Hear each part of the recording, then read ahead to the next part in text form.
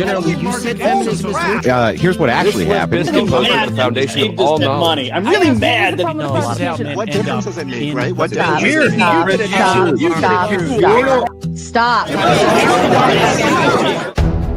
The deregulation of the industry is obviously going to cause more of that industry. And to lubricate the trust connection between people until they have enough. Yet we could still look at biological reality and determining who's a female, even if there are.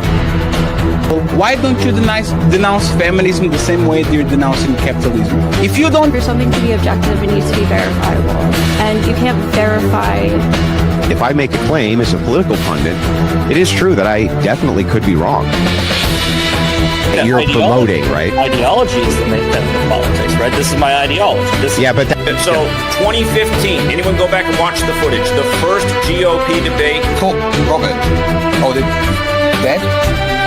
With a crowbar, you say?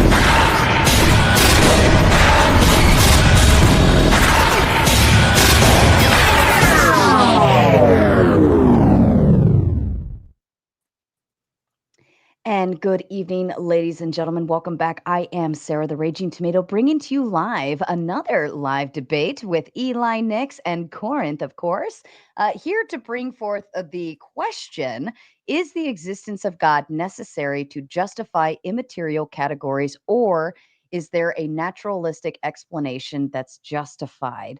Eli, would you like to begin with your opening statement, please? Sure.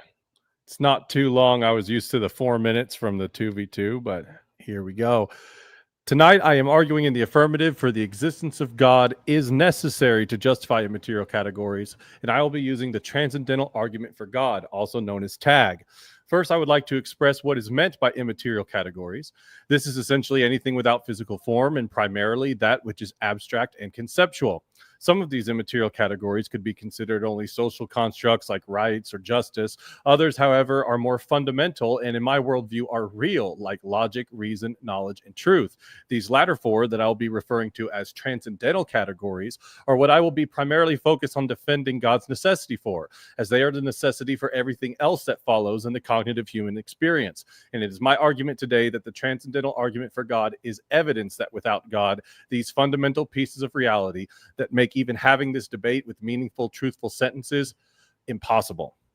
TAG being a transcendental argument is most simply explained in the following equation.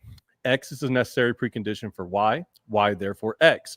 X being God and Y being the formally described transcendental categories. Why is God the necessary precondition for these categories? Let us take logic as an example, specifically the law of identity. The law of identity is immaterial, meaning it is not found in material form, and you cannot locate it under a rock. You cannot pick it up and hand it to me. It is also conceptual, meaning it is intellectual in nature and requires a mind for its use. Yet it is also universal, discovered, not created by humans, as a pattern or property of reality as regularity in nature. The law of identity says that each thing is identical to itself. For example, a rock must always be a rock and is not a blade of grass. The rocks and all rocks abide by this law universally in nature. So back to why God provides the precondition. If it can be determined that the law of identity is not physical, mind-dependent, yet universally consistent, independent of individual human minds, then its cause must be immaterial, universal mind. Sounds a lot like a divine mind, i.e. God. This is where I believe I will receive my first pushback from my opponent from a position of classical foundationalism and empiricism. He will say that logic and the regularity in nature by which we discover the laws of logic are axiomatic, self-evident, and in need of no further explanation or justification other than what we know them to be. This is what is considered by philosopher Wilfrid Sellars as the myth of the given, and I reject this foundationalist view wholesale. I hold that what I have just previously demonstrated with the law of identity to be a logical entailment of logic itself, showing why reality has logical regularity and intelligibility through God as an exemplar cause. It is not enough to simply say logic exists because it exists, because in order to even make that claim, you have to use logic to do so, which becomes circular. Now, I can see that in a meta-level transcendental argument like I'm proposing, that all worldviews will inevitably be circular at some point. However, in my worldview, there is explanatory power and justificatory force behind my rationale, which gives a coherent and sound account for regularity in nature and how we know it to be true. And as stated in the prompt, my opponent tonight must give a naturalistic account for these immaterial categories, like the law of identity and its regularity in nature, which I do not believe is possible for him to do in the atheistic paradigm of naturalism. In conclusion, I want to also state that the necessary God proposed in tag is in fact the orthodox Christian God, and the Trinitarian metaphysic gives further credence to the argument. However, I stand firm that it is pointless to discuss this metaphysic with someone who holds an atheist position, because why explain the further theological and metaphysical realities of a God that he denies even exist? We need to get to this step first. I will need a full concession of the debate, not just granting for the sake of argument, that an immaterial universal mind is a necessary precondition for the transcendental categories before having that discussion. And with that, I give over my time. Thank you, Eli. And Korinth, to you, please. Okay. Much like Eli, I don't believe my opening statement's going to get close to the full 8 minutes. So, based on I'm going to start with the naturalistic accounting of those things.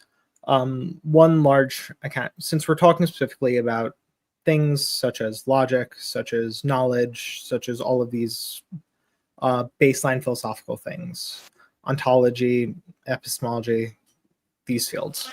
We need to have something that would allow these to obtain. Now, it doesn't seem to be the case that we are just proposing what allows for knowledge to obtain, but we're adding in some kind of universal knowledge for this to happen. Now, I would also trivially grant that if there are beliefs that exist absent anything within the universe, then that would constitute there's a mind outside the universe. We would probably call this thing God. The question is, do these kinds of beliefs actually exist, and are these kinds of categories that we're talking about, such as logic, constitute a belief? To say that things like logic are mind dependent, as said by Eli in his opening statement, the law of identity would be to say that if there was no mind, the physical properties of a thing, such as the traits that it is itself, is identical to itself, would also change.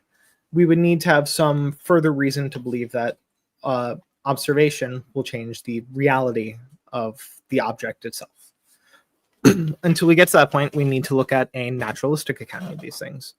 And in this one, I do hold to foundationalism to a larger extent than Eli. I don't believe that any of the 3 legs of Agrippa's trilemma, Munchausen's trilemma, whichever one we prefer to call it in this context, are any better or worse than the other. The 3 legs being vicious regress, foundationalism or some axiom, or circularity.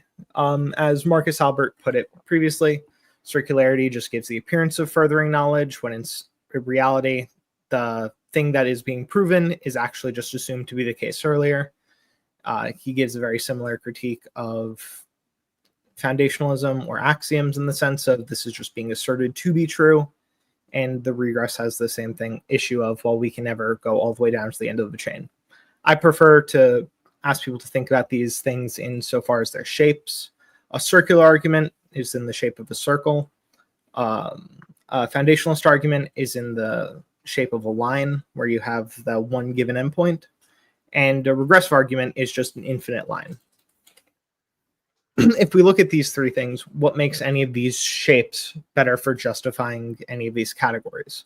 We would need to see, well, why one is more virtuous. Insofar as we take the critique of it being applicable to other circular views, we'd also need to know what makes this shape an acceptable form of the circle rather than it being the bad form of the circle, because we can make some kind of axiom that's justified through some other thing down the chain and changing that line shape into a circle and getting to the same point. For a quick edit, how much time do I have left, sir? You've got plenty of time. Okay. I'm going to add one last thing. Just for explicit clarity, before we go into this conversation, I'm a neutral monist. This means that if you've heard of Descartes' Cartesian dualism, which holds that there are the two actual things of mind and matter, neutral monism says there are three. It's actually that third thing that both mind and matter are derived from. That third thing is the thing between the two. This would allow us to understand immaterial categories as being derivative of the same material as the matter is, insofar as it's that neutral substance. This would also explain why when we look at something and we have this concept of the law of identity, we would also see it having applications to the actual ontology of the object, the actual physical properties of the object. I don't see how the theistic accounting can relate these two objects together. And that'll be the end of it. Perfect. Thank you, gentlemen, to you both. And as a kind reminder, DebateCon 6 is up and running and ready to purchase tickets if you haven't already. Outside of that, please be sure to like, subscribe, share. And of course, we will go into open panel dumpster fire after we get through the debate, closing statements, and read and respond to your kind super chats. Gentlemen, I leave the floor open to you. All right. So I want to first ask out the gate, do you think that logic needs to be justified? I don't, because when we say justification there, we are assuming logic generally. At this point, I think you probably read the same paper I did, putting our metaphysical cart before our epistemological horse. I might have got that backwards. Right. Yeah, I've heard that as an argument for Thomism, right? But I think giving an account for how logic exists in the world, like, of course, if you say, well, it exists because we use it, but actually giving an account for it by its preconditions, especially the ones that I brought up, being both universal, immaterial, and conceptual. Any other form that attempts to make a rationale of this is going to make it impossible in and of itself without going into some kind of hard solipsism, right? So this is where I'm using, as an opposition to foundationalism, a like cohesive justification. And what that's entailing is that the entire worldview in itself, everything maintains consistency. So again, bringing up that if it is immaterial, universal, and conceptual, this would imply a universal immaterial mind in order to ground it. I'm going to reject the conceptual, at least in the sense of it being mind dependent. Okay, so in what other way do you have access to logic? Do I have access to logic? That's not going. So I'm going to grant you that if I have access to the logic, that's going to be mind dependent. But that's mind dependent insofar as I'm there. The I in this case, that second order claim, is the mind dependency. The question of would the ontology of a given rock, this energy drink can I have right here, right? If all the minds in the universe and Earth, including God's mind, disappeared, would this also change in some manner? Right, and I would say no. I hold to a moderate realism. Yeah, so if you say no, then the law of identity is not mind dependent, as this will remain identical to itself even if we remove all of the minds. Right, but any and all knowledge of it is mind dependent. Well, yes, that's because knowledge is a belief. So that we're just distinguishing our second order claim. When we are using logic, we require a mind, but that's because us. That doesn't mean logic itself needs a mind to exist. So again, this is where I'm getting to the justification for it, because ultimately what it comes down to is that this just exists. It's just a thing that's there.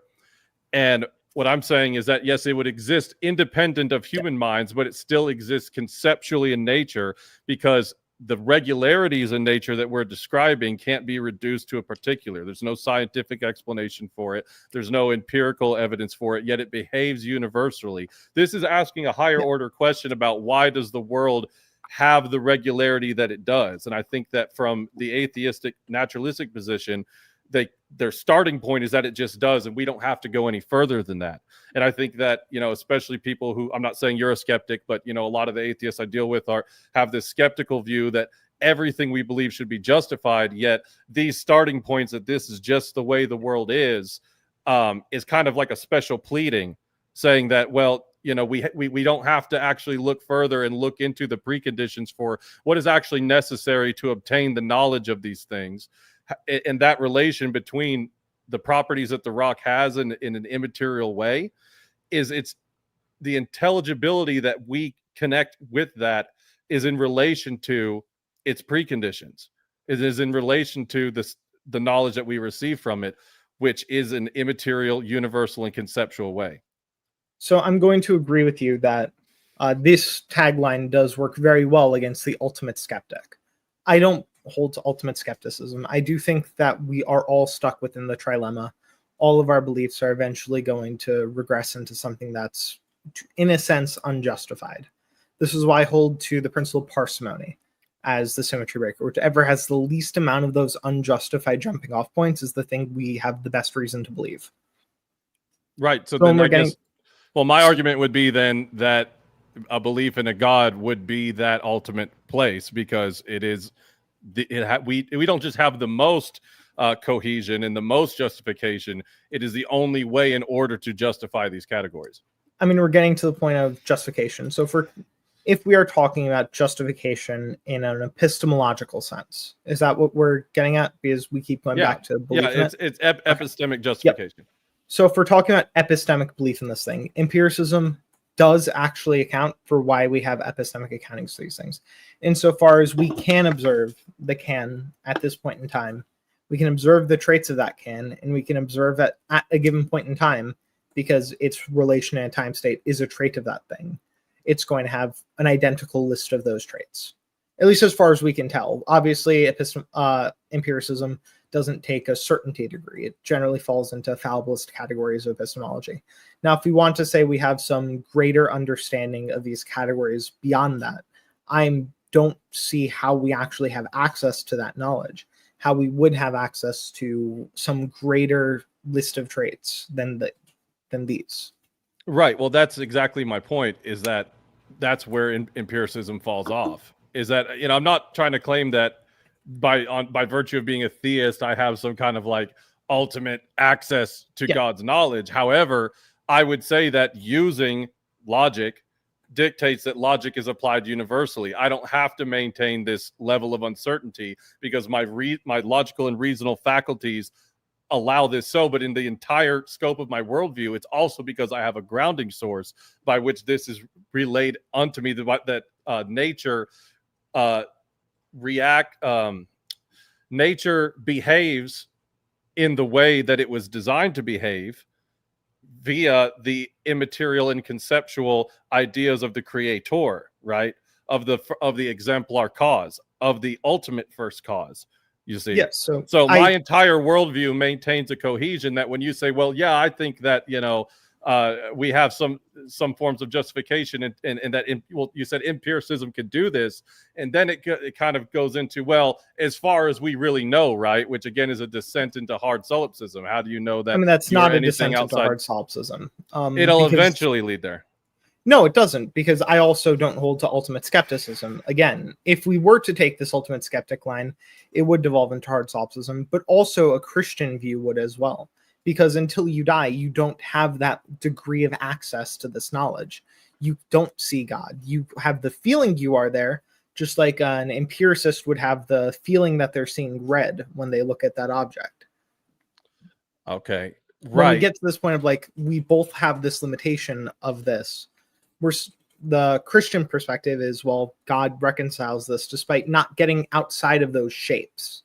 When we're still within the shape of the circle there, we're still within the shape of the terminating line there, or the infinite chain there, we do have to take some degree of, there is this lack of uncertainty, because anything in this chain could be false. We could just be incorrect on that starting point in our chain. There could be one link of that circle that is just false at some point.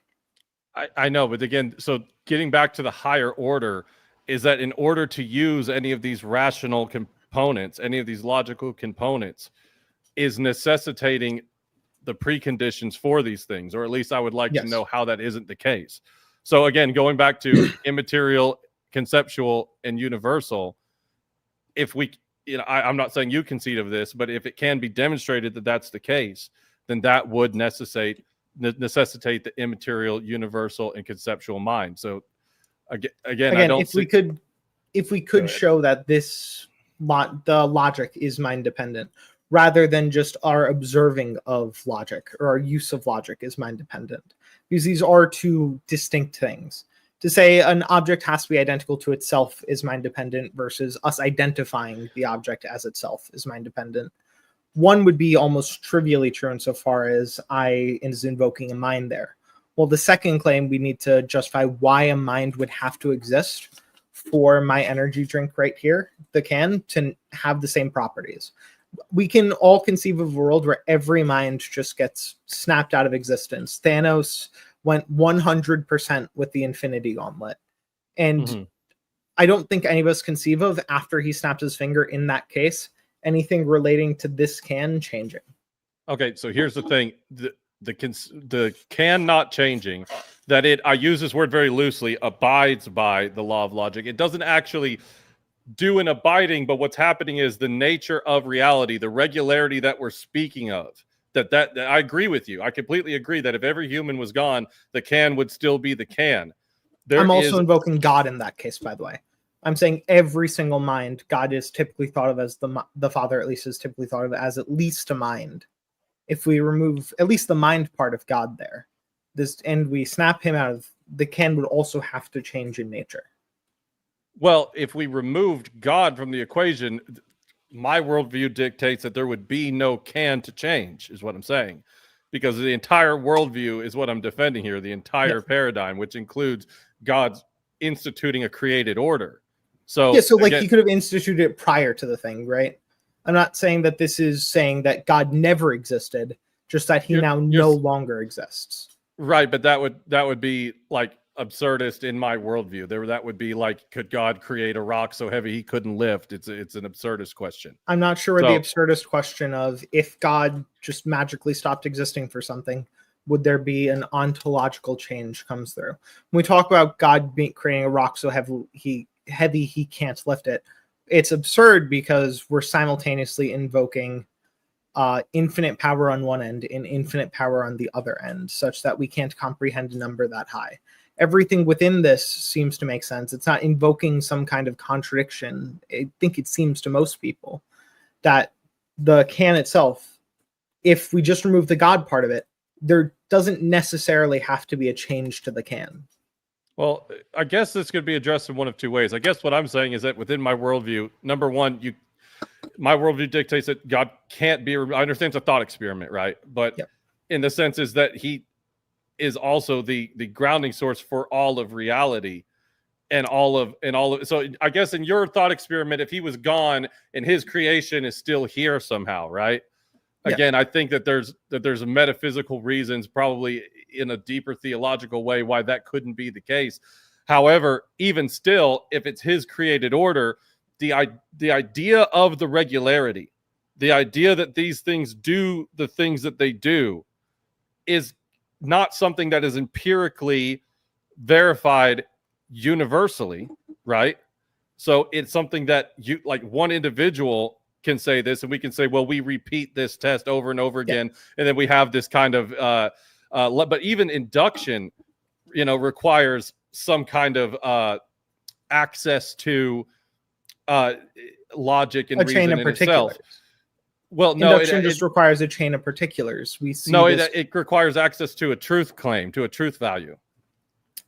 In what sense do we need access to that thing? Because in order to say that the testing that I'm doing is true or false, in order to say that, well, this chain of testing that I'm doing to see whether something is regular, there's a determining factor of whether that's true or false in itself. I mean, but this is just going to create the regressive chain at this point. This is going to be true of all sorts of claims. Even a deductive claim you make of God existing within your worldview is going to be hitting the same chain of second, third, fourth, fifth order critiques. This isn't just true of induction, and this doesn't require us to have some sort of access to the truth claim. We can be approximating it. We can, if we say it's a lucky guess, I don't think you'd say that's access to the truth claim at this point because of the justification. I know, but when do you get to make truth claims then? At what point is the inductive reasoning good enough? What percentage of regularity do you need to see before you can say this is true? And then whenever you pick whatever that is, you have to have a value for that. It is a regress. What I'm saying is that in our worldview, the buck stops at the highest order, at the exemplar cause, which it has justificatory and explanatory power that no other worldview has. If we're going to make this critique of induction here, where we need to be able to identify what percentage of the, in particular instances of the troll that happened, I can end up pointing this critique back at you. How are you identifying that this is the exemplar cause? Again, because of and I know you hate this term so much, but it's the impossibility of the contrary. It is I don't hate the term. I love talking about modal language. Sure. So I'm going to have to ask you the really quick clarifying question. When you say impossibility, what modal scope, and for the people who aren't nerds like us who don't know what modal scope means, the rule set by this is abiding by. So if I said like this is checkmate under the rules of chess, that would be the rules of chess modality. If I were to say this entails a logical contradiction, it would be impossible under a logical modality. If I'm saying I cannot lift my car because I'm not strong enough, I'm saying cannot in a physical modality. Like I just don't have the muscles to pick my car up. Sure. I guess what I'm saying is that this is a meta-logic question that would imply access to the logic first. And what I'm saying is this is a pre-logic question, a meta-logical question. So what are so it could exist in any it could exist in any modal scope, is what I'm saying. But this would be pre-logic. If I can find, by this I mean, if there's a single modality in which this is possible under, then it would no longer be true, right? If there was say that one more time. So if you're saying that it's any modality, since you're saying it's impossible, it would have to be impossible under any. Are you saying there's just one modality in which it's impossible under, or are you saying every modality it would be impossible under? It would be any modality, but specifically in it. And forgive me because I'm also a slow boy. I'm not sure that I 100% understand what modal scopes are, but it would be the modal scope of the reality that we're in currently. I know that this kind of, forgive me if I'm misunderstanding this, but this gets into a lot of like all possible worlds scenarios and like, you know, brain in a vat and Descartes' demon and this kind of stuff. But I think that whenever we're talking about this, we're talking about the reality that we at least have the common ground that we both live in the same reality, right? At least maybe that's not a given. We might be defining these things, so reality here, so differently. Because I live in a reality where I don't think that a mind is going to, this can right here, a mind is a property of, such that removing minds changes the properties of this can. No, but I'm saying the source of the properties, though. But yeah, no, this seems like it's idealism, at least in like a monistic idealism, insofar as the physical is derived from the mental, we're being derived from God's mind. Well, it's creation required God's mind and God's ideas. So, for example, if you but we're past creation right now. If we removed it, the can would still change as the thing that was being affirmed there. So it's not just creation came from it. It's still currently being derived from it. Well, it's an interesting question. It's an interesting question that I don't 100% know off my head if my theology dictates that. Because again, this is why I said it's somewhat absurdist, because God is not going to disappear.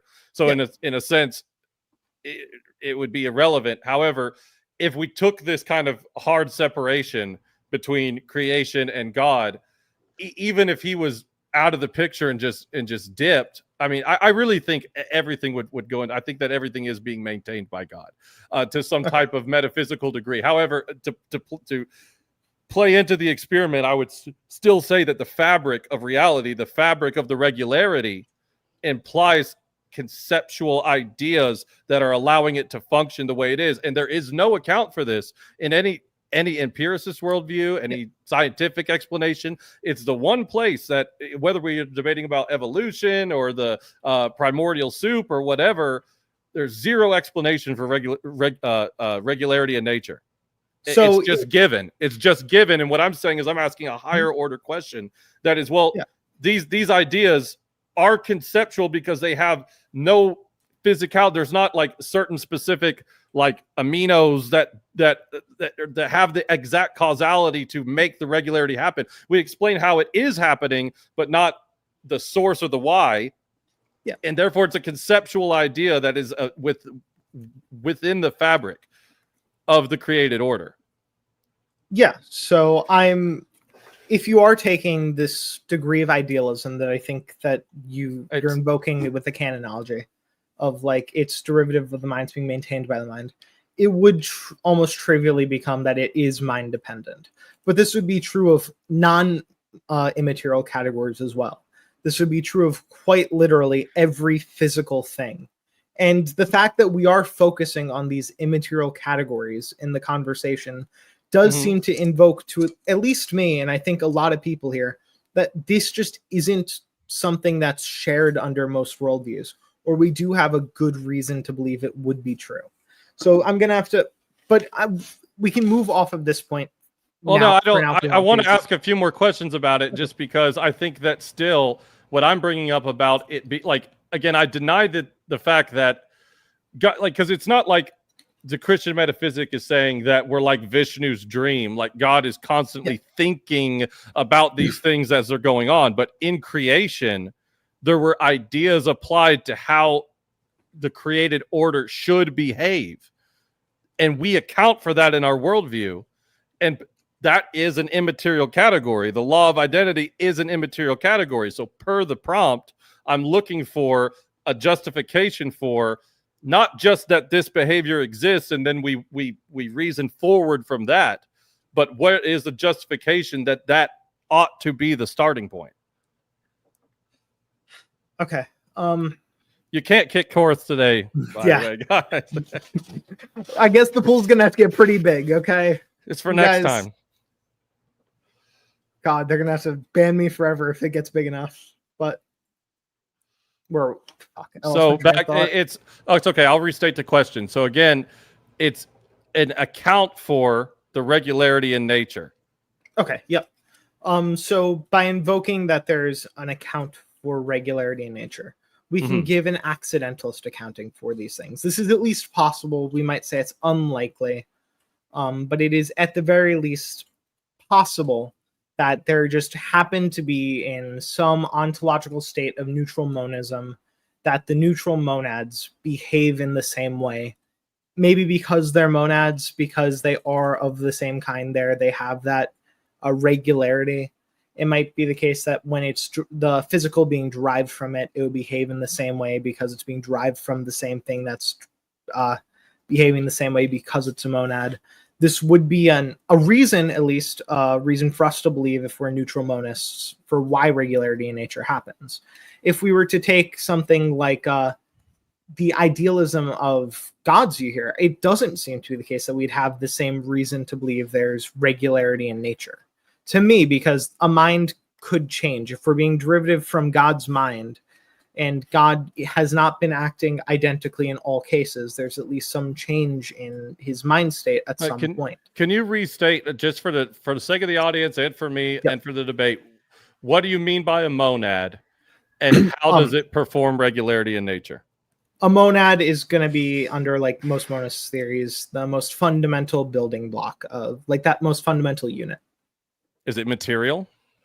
I'm a neutral monist, so no. It's going to be something neutral between material and mind, like immaterial. It's neutral between the two states. Now, and I don't mean this as an attack. This is a serious inquiry, so I can attempt to steelman as possible. Does that not violate the law of excluded middle? No. The law of excluded middle is just saying all propositions are going to either be true or false. I'm not holding to the fact that it's neither true nor false that it's physical. I'm saying it's false that it's physical. I'm not saying it's neither true nor false that it's mind, or whatever the mind material is in Cartesian dualism. I'm saying it's false that it's that thing. I'm saying that it is true. It's something in between those two things. So you're saying it's false that it's immaterial, and it's false that it's material, and you're proposing that there's a between the category. Yes. And that category is is called a monad? No. A monad is just a term in most forms of monism to denote this is the most simple building block of reality. What I'm saying is that this is, so if we look at what it means to be material, the negation of that is not immaterial. The negation is not material. And the same thing goes for immaterial. The negation of immaterial is not material. It's not immaterial. We add the little tilde in propositional logic, and that's denoting not, and then we have the content of the proposition. Oh, okay. I guess I'm just, it sounds like an assertion. I mean, I can kind of this is my worldview. We're talking about like coherentism. How do you come to know the existence of this third not material but not immaterial category? In the same sense that we'd come to, and it's the most parsimonious explanation as far as I'm aware, that would explain how we can have things that are, say, immaterial, like the laws of logic, be acting on a material object like the can, such that, hey, it seems very unintuitive to most people that if all of our minds disappeared, like I disappeared, Eli disappeared, Theist says, well, God's just dipping and gonna go be the Mormon God and make a new universe right next door, that the nature of this can would change itself. But it would make sense under neutral monism, given that both the immaterial and the material are derivative of the same monad, the same thing of itself there, that it would have that interaction insofar as they both reduce to the same point.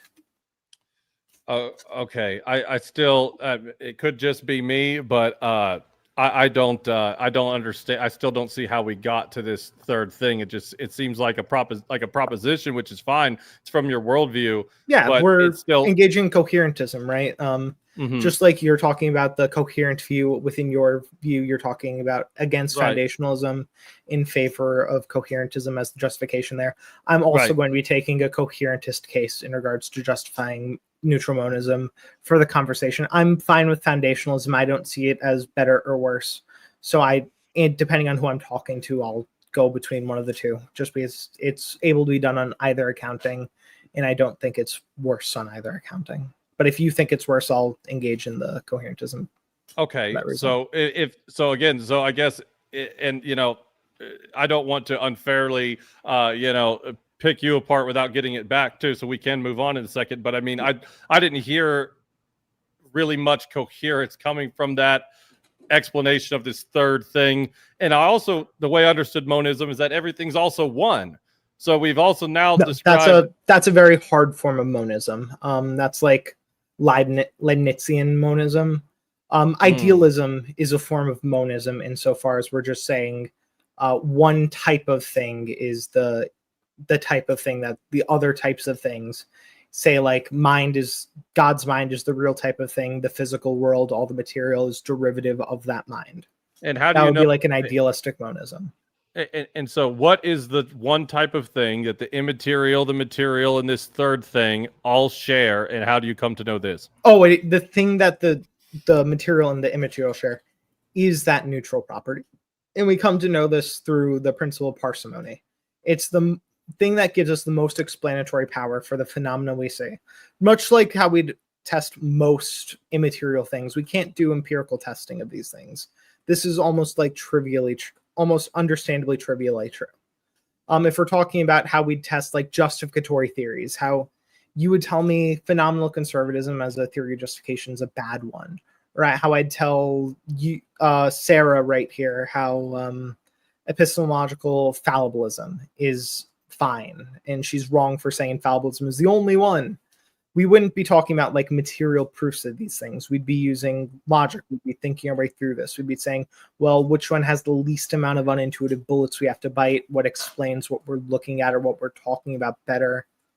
Oh, so now go, but I mean, still, now we're invoking logic again. I still didn't hear even in a coherent worldview to me. Even in Reason for Reason by FDA, he does allow for using logic to justify logic, because you want a logical proof that would allow for it. You just can't. There's the simultaneous like invoking there. Yeah, well, like his arguments are logical arguments insofar as like prop 1, prop 2, prop 3, rule of inference, conclusion. Right. So what I'm saying is that I would never ask you to prove logic, because we use, like, I think that using it is enough proof that it exists. But I'm talking about the account for it, how it has come to exist in the world. Right? I don't think you agree with that, because I can use pair-consistent logic, which is a form of logic that says true contradictions do exist. I don't think you would say, well, therefore pair-consistent logic does also exist. I don't think so. If we're being like a little bit reductive there, maybe so. It's not what I'm looking for, because I think that someone could theoretically say, well, I use logic and we apply logic, so we know it exists. And even the person who would, for whatever reason, deny that logic exists, they're using logic to make that conclusion. So it's like a retorsive kind of contradiction in that way. What I'm talking for is an account for the regularity. The account was the monads of neutral monism are all of the same kind. Because they are all of the same kind, they are going to behave in the same way. But where do monads come from? Monads are just the fundamental building block of reality. It'd be like me asking you where God comes from. Right, so I guess that's fair. So I mean, but like we both just have this jump off is the only thing I'm trying to say there. Like, right. If we're saying, well, monism can't be true because where does that come from? Well, then Orthodox Christianity can't be true because now I'm getting it. Well, no, now I'm getting it. Well, okay, so that's fair. I you're not going to assert. Well, I see what you're saying. So it's not your God. You don't worship the monads, right? Okay. It just is the foundational thing. It is the fundamental thing. Okay, so I guess in a way, I think that the justificatory power for God also comes through the intentionality and the telos that is used through when we use logic to get knowledge and make truth claims. There's also meaning that's brought up in this, right? And purposefulness. And I think that that's probably where a point of departure comes. Because my next question would be, I'd get the question I have to ask is what kind of purposefulness comes up? Because I would agree that I have a purpose when I'm using logic, insofar as I'm trying to prove something with that logical statement. You probably have that purpose too. But the telos being invoked that would lead to God is some grand purpose of this thing. I don't see where this is being taken from. So it's what I'm saying is it's actual meaning. For example, this is an argument for how an atheist empiricist would come to truth. So you have a tornado, which is not truth apt. It just is. There's no true or false tornadoes, right?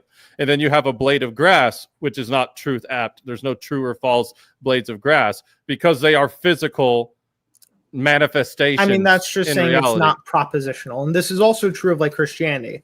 If I were to say chicken, would you be able to tell me if that's a true or false statement? Yeah, it does. It's not truth apt. Yeah, it's non-propositional. So saying tornado or saying grass is also not propositional in the atheist empiricists as well. Well, that's what I'm saying. So but what makes a proposition truth apt in the monistic, in the neutral monist worldview from the monads that you're again, so that they came about. Oh, I'm not saying monads as truth apt. I'm saying these monads exist. Well, this like neutral state exists. That is so there's a point of contention too, is as far if we're going coherentist and who has the more coherent argument is that I would say that God, our starting point, is truth apt because he is truth and he created the world through truthful ideas. It's a personal God. If I say God, that's still not truth apt. If I say orthodox God, that's not truth apt. If I say Eli Nix, that's also not truth apt. I'm identifying something. I can say Eli Nix exists, and that would be a truth apt thing. I can say God exists, and that would be a truth apt thing. I don't. No. So what I'm getting at, what I'm getting at, in a weird way, I don't want to make a hard conclusion on this, but in a weird way, I would say that saying God, at least the referent that we're picking out, in my worldview, is truth apt because truth is sourced in him. So are you saying the God exists is truth apt, or God itself? God himself is the exemplar cause of truth. And I don't think you can say the same thing about that statement's truth apt. I'm agreeing with you. Did he freeze or is that just me? Yeah, he totally froze. See, God, the monads are smiting him, guys. Neutral monism's winning. We'll give him a second, see if he comes back in. Maybe I can just remove him here in a second and see if it clicks back in. It happens from time to time. It's okay. Eli, that's a wonderful thumbnail shot, though. I'd love to just snip that and put it as your new thumbnail. See if I can remove him, put him back on. It would be really funny if he came back on still frozen in that position. That would be great. It's totally timed out. Let's try it in a kick and see if he comes back in. We'll give Is him a this second. nerdy enough for you so far, Sarah? Oh, it's incredibly nerdy, but it's kind of like letting my brain relax, actually, surprisingly. It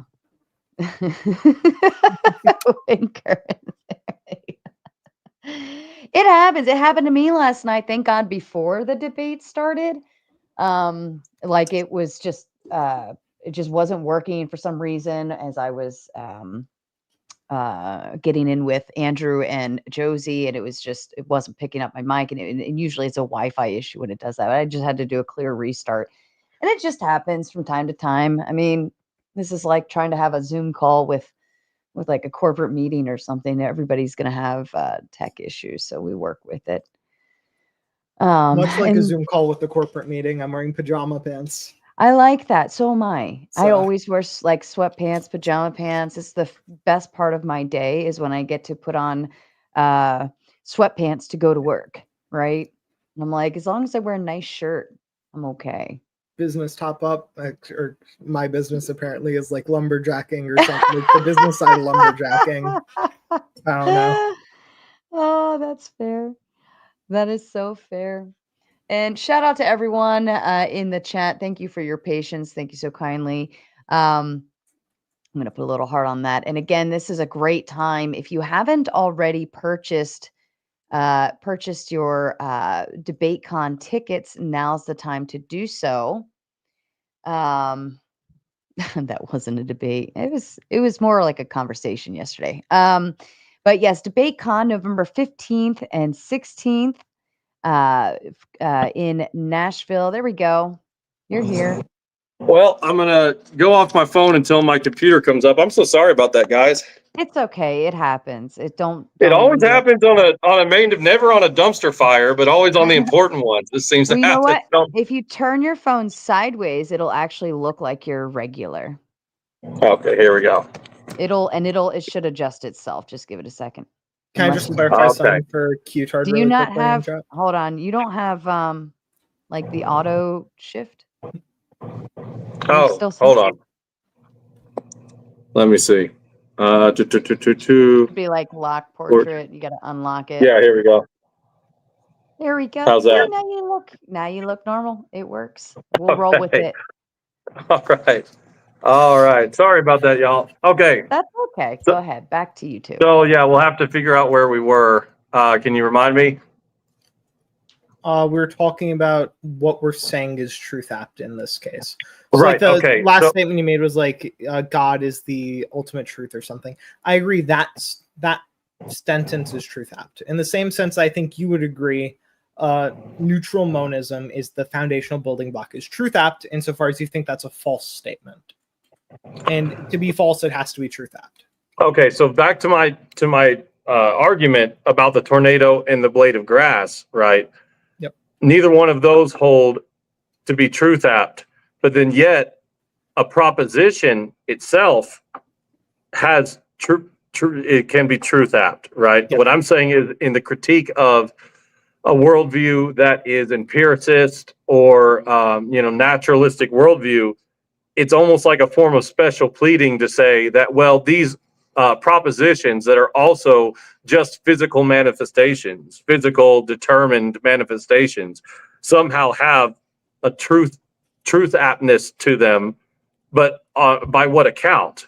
Because in our worldview, again, if we're going coherentance and we're looking to find whose worldview holds up with explanatory and justificatory power, ours would say that there is truth apt in that God is the source of truth.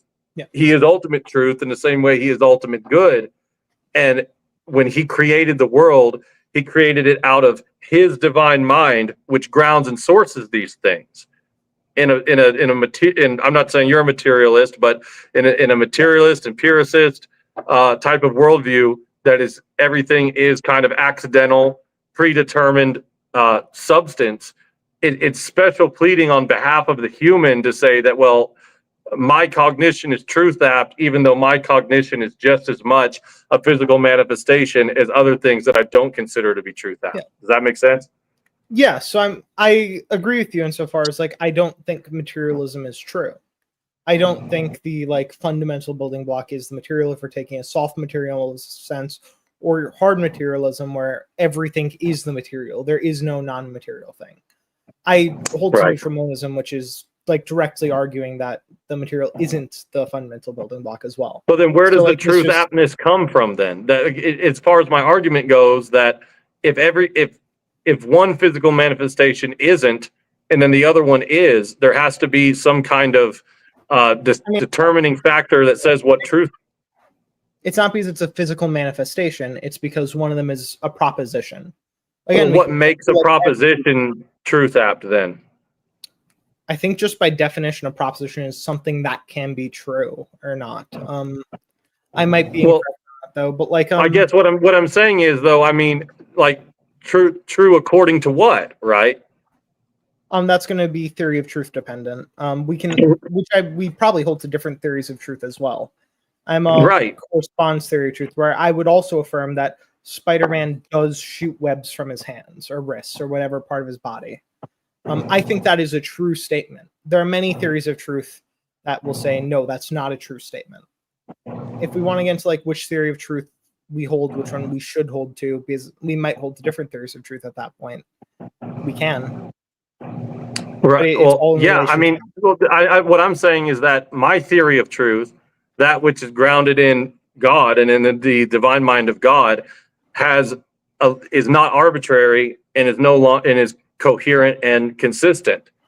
And what I'm pointing out is that anybody else goes down into relativism and goes into a form of uncertainty that is, it becomes completely arbitrary. And this is why whenever we make the case for tag, we're saying it's making knowledge impossible. Real quick, Sarah, I can come back on the other way. This is really distracting to be hunched over. I don't mean to keep switching around, but I'm going to leave and come right back. I got it working. If he's going to come back, I'm going to go grab a drink really quickly. Go for it, gentlemen. It works. Oh, what a fun night. I love getting started this way. It works out very well. And I love that we're so casual over here that we can operate under this pretense and everybody feel comfortable doing so. And if you're just joining us, please be sure to hit the like, subscribe, share button. And again, if you haven't yet registered for DebateCon, that is November 15th and 16th in Nashville. I'm very excited to kick off and get that started. And I believe our mods will be dropping the link in the chat, or if they haven't already, they'll get them out there to you. Or just go over to Modern Day Debate. He's got a post up and available where you can find all of the information to do so. Yeah, sorry about that. You know what I think it is? That's okay. It didn't used to happen when I chose the camera setting that was just below 1080p. And then whenever I was like, oh, let's go up to 1080p, then it started happening. So I don't think people need to see the pores in my cheeks enough to risk dropping off the stream all the time. So next time I come on, I'll go one step down. I think that's what's causing it. I'm not sure. That's fair. I'm totally okay with it. Okay. See, this is a chill one. This is a chill. This is like so mentally relaxing for me right now. No idea. Like the day I've had and what I've been through, like this is the best thing for me right now, is to just sit and listen to you guys nerd out and talk about Thanos and like Spider-Man and nerd shit. It's so lovely. I love it. ASMR tag debate. Yes. Sorry. Yes. All right, gentlemen, I leave it back to you. Did he freeze again? Oh my God. No, I'm back. Make sure you have no other tabs open, Eli. Oh, really? Okay. Let's actually try that. Okay. Oh my God. Okay, we're back. We're back. Can't have multiple tabs? There we go. All right. Go ahead.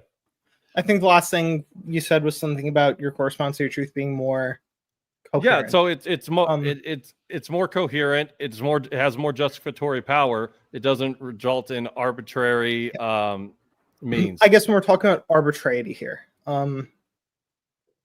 I don't understand how this could be more or less arbitrary. So, like, if I'm saying any more than like us normally talking, if I were to say, a dog or a wolf is a dog, and I just mean like by dog canines, and Sarah were to say a wolf is not a dog because she means the specific subset of dogs that are like golden retrievers or something, or like what we consider a household pet dog.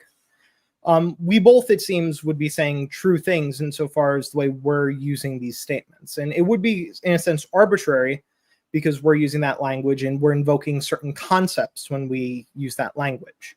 It doesn't seem to be the case that, like, this isn't accounting. It doesn't seem like we'd say, well, then if words can have multiple meanings, or if we can mean different things by the same semantics, then that's a not possible worldview, or that devolves into uncertainty. It just means like, well, when we're invoking a concept, we're talking about a concept and we don't have infinitely precise language such that we have like a distinguished term for all of these things. What I'm saying is that everything is theory laden. And this is also what I'm getting at, that like, I'm getting away from that we all start with the same exact metaphysical building blocks. So when we talk about empiricism and we say, okay, we can deduce that a canine is a dog and a feline is a cat, and these are true or false based on potential categories or whatnot. What I hear a lot is that truth is what comports with reality, but then we have two different views of reality and what that means. So when I'm saying corresponds to your truth, I don't mean it's corresponding to reality. I mean, it's corresponding with the concept we're invoking. Again, I use the example of Spider-Man shoots webs. If we're saying it's invoking to reality, there's no Spider-Man in reality that can shoot webs from his hands. That's a comic book character. But when we have the concept of Spider-Man, if I were to tell you Spider-Man shoots webs, I think you're understanding what I mean. I'm talking about I do. You might even agree with me here that, like, yes, we true. This is one reason I'm not an empiricist. So it's like, I think that we can have a mix of rationalism and empiricism. I think different kinds of claims would require different proofs. I might make an empirical claim, in which case we would invoke empiricism, or I might make a metaphysical claim, in which case we'd invoke something more akin to rationalism, as that's prior to empirics. Right. So what I guess, you could make a true statement about a fictional character because you're deriving truth from what is, on the paper. I guess what I'm getting at is more like, how do you even know that what you're seeing is comporting into the idea of the self? There's all of these, again, presuppositions. I'm the presupper, right? That these things actually exist and that we have grounding knowledge of the ability to even do these things, is what I mean.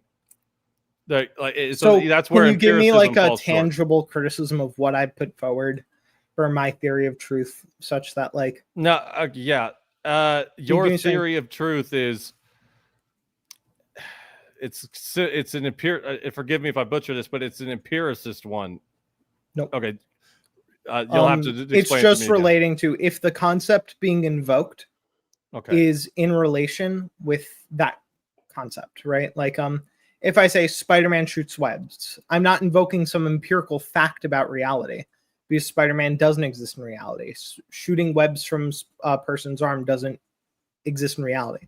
It exists in the comic book world, but the concept I'm talking about is clearly a comic book character. So we can make true statements because we're understanding which kind of thing I'm talking about. We're talking about a concept, and can that concept do the action that I'm ascribing to it? If those two things are in line, if my ascription of what this concept can do, being Spider-Man, is in line with what this concept can actually do, being Spider-Man in the Spider-Man universe, then it would be true under corresponds theory of truth. This is how I can say, like, it would be true in like a Christian sense that Jesus is God. I feel like this is just saying if it's true if it's true. Like this, I forgive me if I'm not understanding this, but like that's what theories of truth are. It's going to be trying to take like a trivialized statement and change from our implicit understanding of what like truth is and give it an explicit wording. This is one of the answers to the open-ended question or the open-ended argument, or open-ended question argument. Okay. But all of the, like, there is so many entailments in even like, yeah, if it's true, if the subject you're talking about can actually do the thing, but in this case, it's a make-believe world, but we know from reading the comic books that it says that this is what you can. So I don't see how this is getting away from empiricism. Like in order so to empiricism is the theory of knowledge. That's saying all of our knowledge is coming from this. That's going to be how we justify the belief. What I'm saying is prior to knowledge, the theory of knowledge, because this is the truth condition for knowledge, assuming we both hold to some variation of JTB where truth is a condition of knowledge. Right. Yes. So to have the knowledge, you identified something true in Spider-Man, which is that he shoots webs. And how did you do that? By identifying it, I'm making the knowledge claim here. So we're past theory of truth. This is the second order critique FDA puts forward in Reason for Reason. Okay. What I'm saying is that by identifying it, you're past the theory of truth. Yes. So when we're talking about our beliefs here, we're talking about knowledge. We're not talking about if you believe if something is true. I mean, yeah. But that would imply that we believe everything that we see. It wouldn't imply that we believe everything we say. Well, but if you said if I've identified it, I've already gotten past my theory of truth. This is where I'm running into a problem here. No, so here's the issue. If we're talking about the epistemic justification for the theory of truth, we're not posing a truth condition issue for the theory of truth. We're only talking about the justification issue. Now we can have a true thing that's completely unjustified to believe. The example I always run to is I can list off every number from 1 to infinity. And I say after every one of those numbers is the amount of atoms in the sun. At some point in that chain, I'm going to hit that number of atoms in the sun. We'd probably agree on that. There's like a number there. And if I can say that true thing that I'm simultaneously unjustified in believing because I don't actually know the exact amount of atoms in the sun when I'm saying that, we can have true statements that are unjustified. So putting we're not justified in holding a theory of truth, therefore the theory of truth is false, doesn't really happen. Or so where's the unjustified truth claim in that sun analogy? When I say the number of, that's the amount of atoms in the sun. When I get to that, you're counting though. Yeah. So, yeah, I'm counting. So if I say there's some number in this chain that is the amount of number of atoms in the sun, we could be justified in saying that because we are justified in saying there's a finite amount. But when I'm going statement by statement, there's one of those statements when I say this number, where I say 2,365,972 atoms in the sun. Right. If that was the correct number, I wouldn't be justified in believing that because I don't actually know that's the exact amount. I just was randomly listing off numbers and saying this. We would eventually hit the true statement despite us not having the justification for believing in that particular true statement.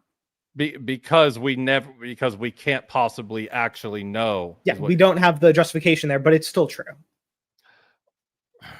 Okay, right. I guess I get it, and I don't. I'll be honest. It seems like this is getting away from some of the main points.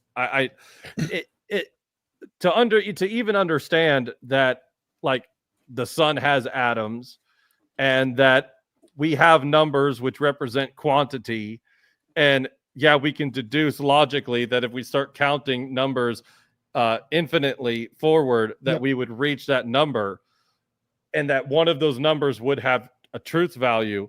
This is still I don't see how this isn't utilizing at least basic science textbooks that say everything's made up of numbers. We're at a point where we're using empiricism. The knowledge claim might be empiricism.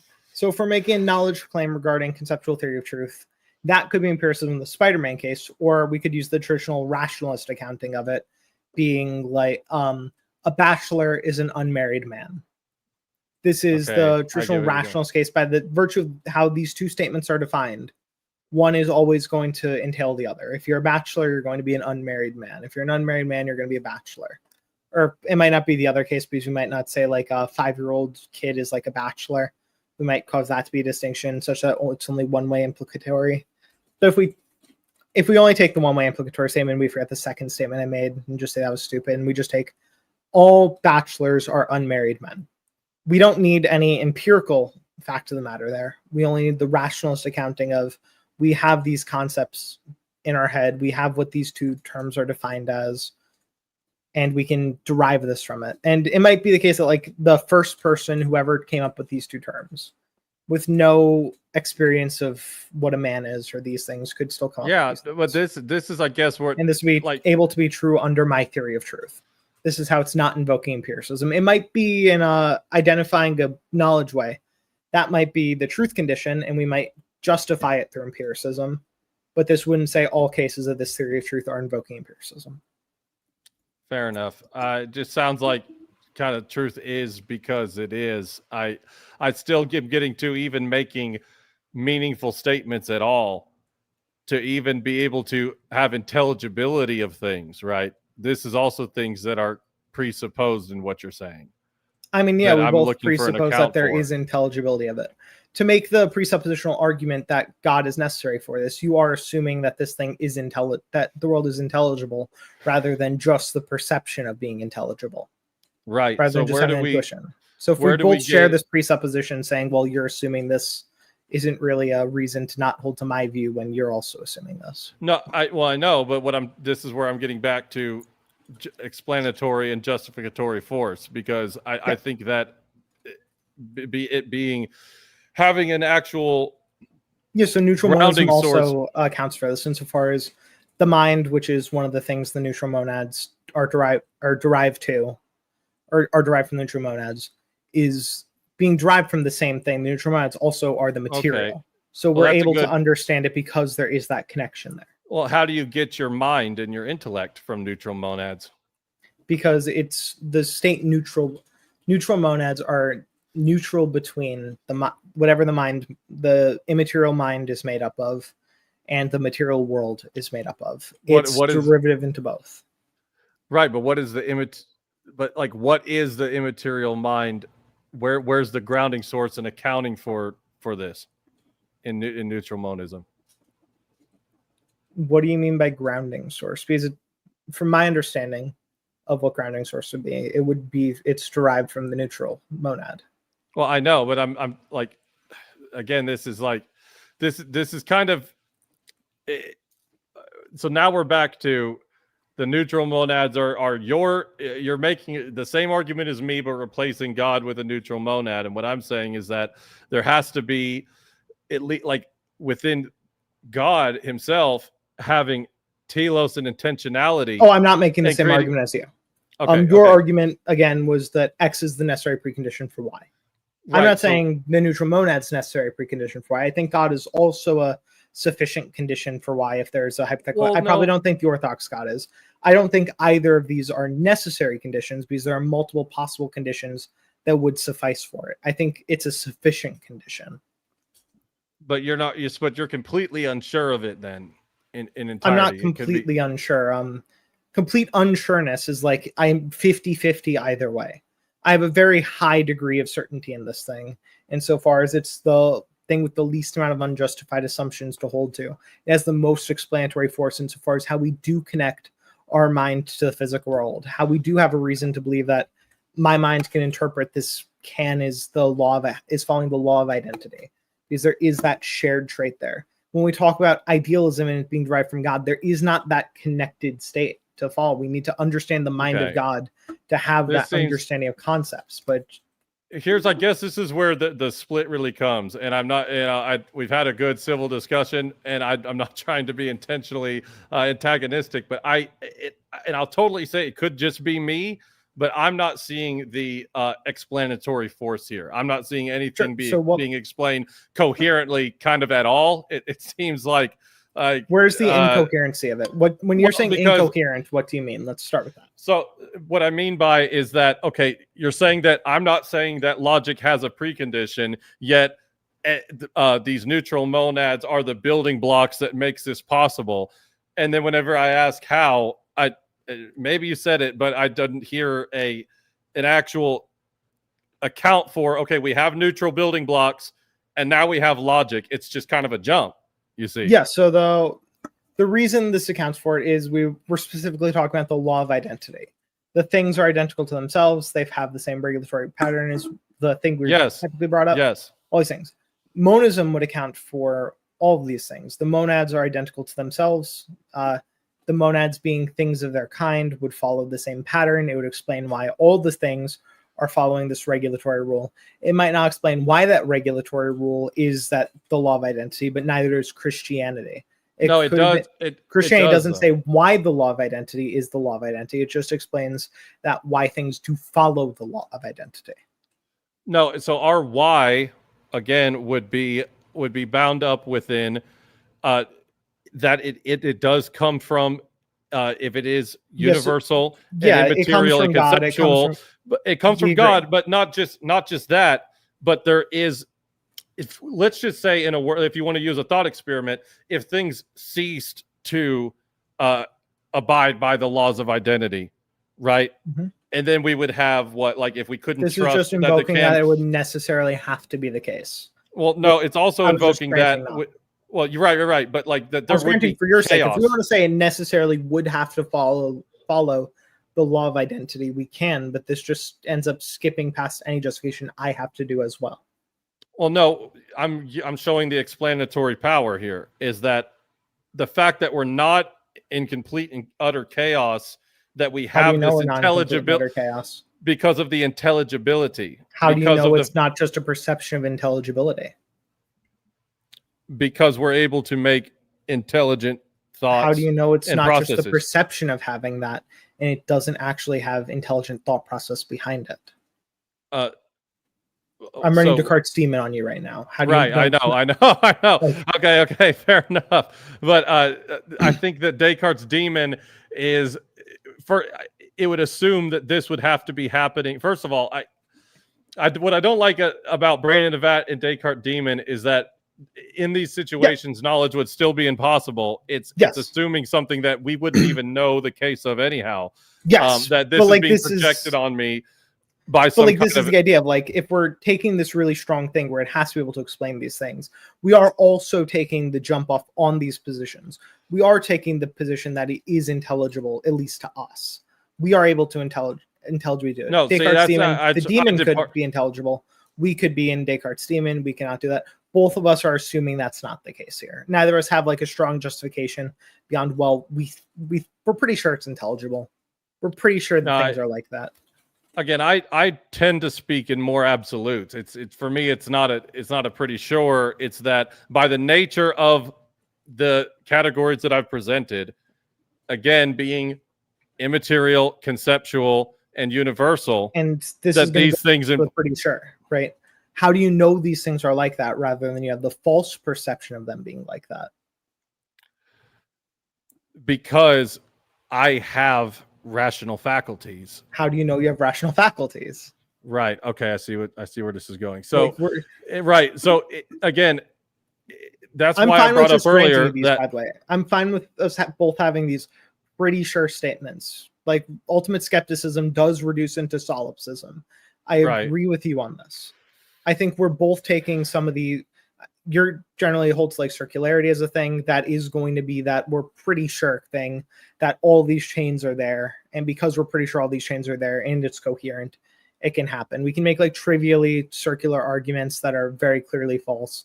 Like, things are unintelligible. And we know that because of Eli's wearing a hat, and we know Eli's wearing a hat because things are unintelligible.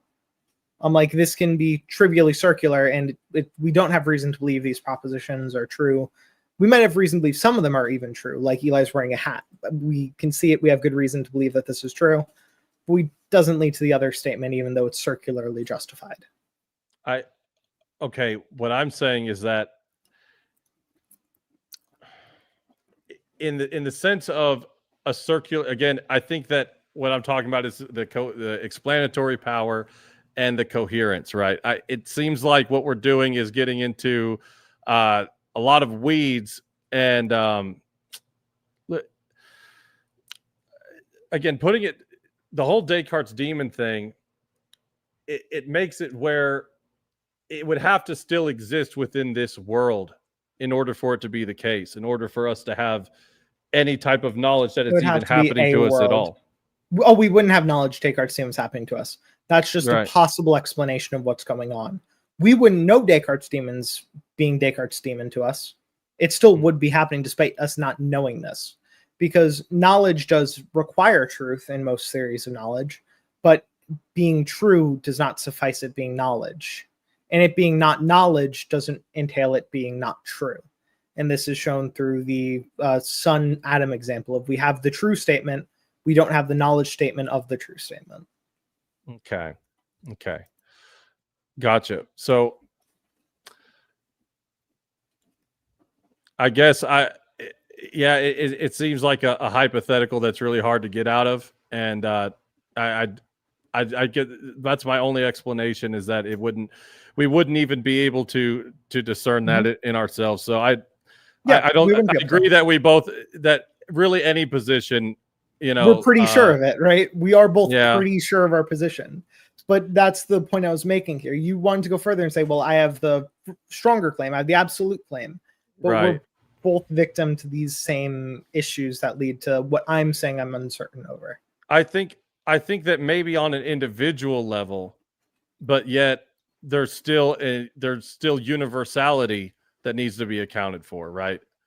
I mean, we can both try and account for this. And I think I have a plausible accounting for it in neutral monism. I think God also is a plausible accounting for this thing. Now we have to get into, is this a necessary condition for it? If we have some other plausible condition, we would need to show why it would have all of them, those plausible other conditions other than God, be false, to show God necessarily is the condition for it. Right. So I still, whenever we get into the things that make it necessary, and again, you deny that it's actually conceptual. So in what way would you account for it that isn't conceptual then? So there's two ideas of what the law of identity is. Mm-hmm. There's the idea of again, I'm going to go back to it. The can is identical to itself. And there's the conceptual idea of I'm identifying the can, and what I'm identifying is identical to the thing I'm identifying. Now, that second case where my belief is invoking this is conceptual. The first case, I have no reason to believe is conceptual. And I think most people would have the intuitive rejection of it being conceptual. I don't think most people think that if God suddenly left the universe and if all the people were snapped out of existence at the same time, God was like, I'm done with this. We're doing Noah's Ark, the flood 2.0, except we're fully wiping this out. And then I'm going to go try from scratch again. I don't think most people would think, well, the can necessarily has to change. It's to no longer have the same traits as itself. Okay, but we're going around in a circle here. So I had a better answer for Descartes' demon, and I won't lie, I drew a blank on it. But if you want to go back, we can. No, I not particularly. But what I would say is, this still isn't giving an account for how the regularity exists in the world and how that isn't a conceptual regularity. I still haven't seen that from your side, and from that was kind of the original point that I got on, is how you make the jump from the neutral monads to now we have a regular order. Yeah, so the reason is because the monads are a thing of their kind, and the regular order, the natural order, is derived from that thing. So they're going to be following the same pattern. And since those things are a thing of their own kind, there is that regularity between the monads. So we'd have reason to believe there's a regularity between the things that's derived from the monads. Okay. See, this just seems like getting I appreciate you using your worldview. However, when I brought up like classical foundationalism, that it's like, well, We have logic because we have logic.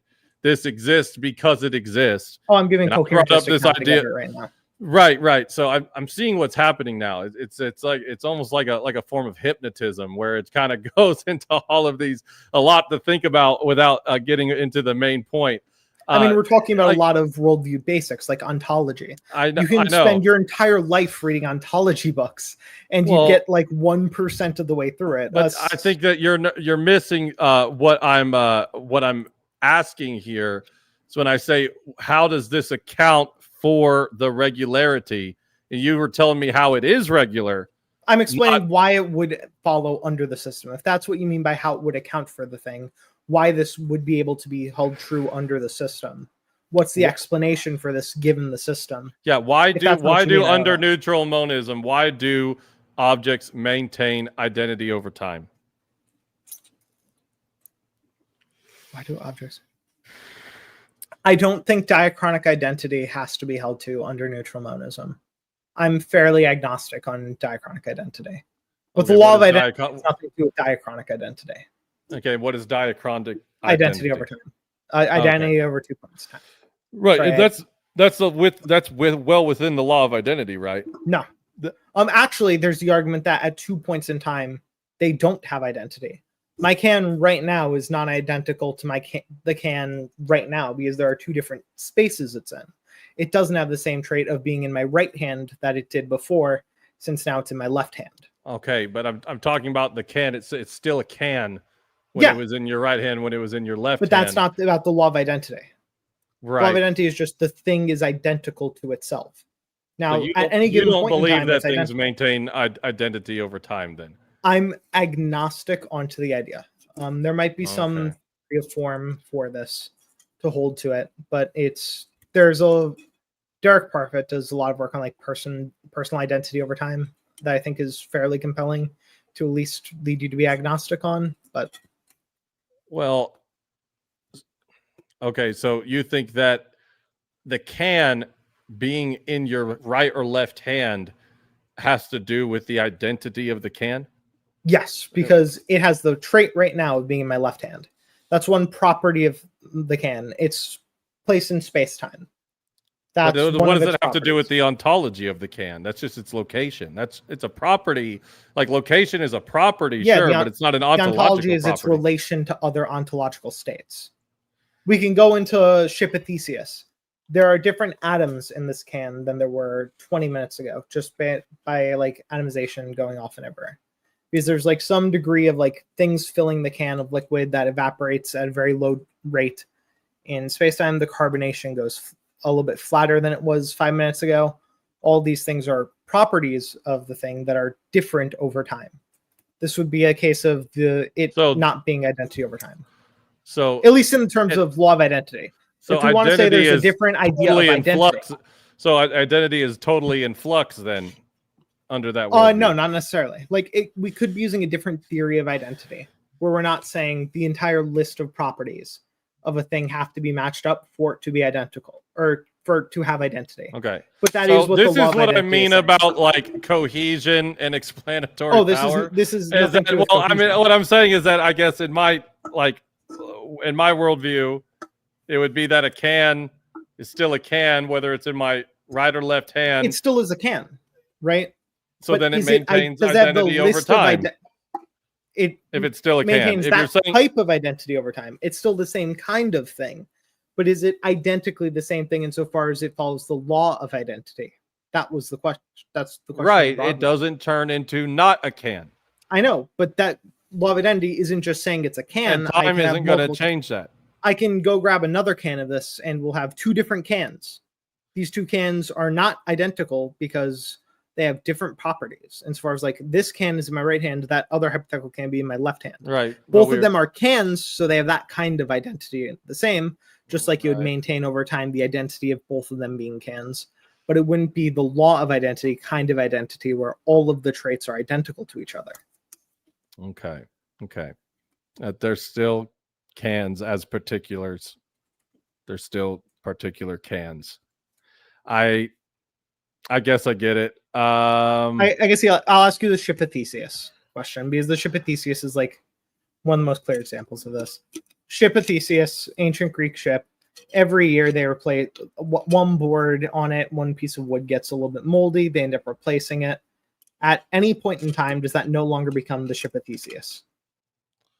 I see what you're saying. Right. So this would be, that's a great thought experiment. So if every single board gets replaced, when does it become a new ship? It might not become a new ship. We might say that's still the ship of Theseus, but it's not identical to the original ship of Theseus. We'd probably agree to that. That new board is going to give some law of identity difference there. Okay. If we say this is just the idea of like diachronic identity doesn't necessitate identity, or that goes law of back to your identity truth. over time. Well, it kind of goes back to your truth thing about what do we identify if we say this is the ship of Athenius or whatever, regardless of the planks that you pull off of it, right? That kind of identity as a truth claim has an existence which is conceptual. Yes. Right. I agree there. Again, and is also applicable. Okay. It would still be this is still a bang can, whether it's in my right hand or my left hand. I'm not disagreeing with this. The idea is it the law of identity applying here? Is it the case that the ship of Theseus is identical to the ship of Theseus before it got all the boards replaced, or before it got even one board replaced? If that's not the case, then the law of identity isn't applying over time in this case, despite the fact that we're still saying there is a type of identity over time. Okay. Yeah, it's a type of, I see what you're saying. I still think that, I guess that's an interesting way to look at things. I just still think that it maintains its identity as that ship over time, even though the parts of it have changed. That would be, I guess, I don't think this is going to get us anywhere. So, I mean, we can say it's identity as that ship again, identity as this bang can. We can create the social label of it, but does it have a different property that ship of Theseus after the board gets replaced? Of like, this board is now a new board. It has one board of like 1 year old in it, when the other ones were all like 20 years old. If this does obtain, then trivially the law of identity, as we earlier described it, doesn't obtain, and these two ships aren't identical. We're just invoking a different kind of identity and doing an equivocation here. So let's like switch this up, and instead of talking about like physical objects, let's talk about people. Like whenever you have an idea of yourself, and if you lose a finger, you're still you. If you lose your arm, you're still you. If you lose the other arm, et cetera, et cetera, et cetera, what do you have to lose in order to lose yourself? I guess other than like, if you could theoretically still be alive, right? What is the particular part? Is it the brain? Is it the, which gotcha. So this is again that like, I think that a lot of things that are implied whenever we do philosophy imply a self that can't be reduced to a particular. And this would be considered one of these immaterial categories, is what I'm talking about. So can you repeat that for me? Just like the last sentence of it. So that when we're talking everything that is required within philosophy and to work these things out does require an idea of the self, but it can't be reduced to a part. And just in the world around us, as our experiences as people, we have an idea of the self that isn't reduced to a particular. This is kind of getting way all the way back to the crux of my argument that there's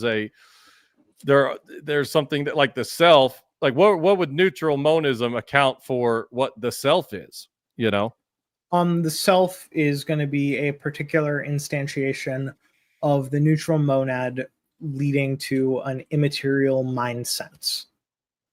Okay. So, but is that reduced to a particular in any way?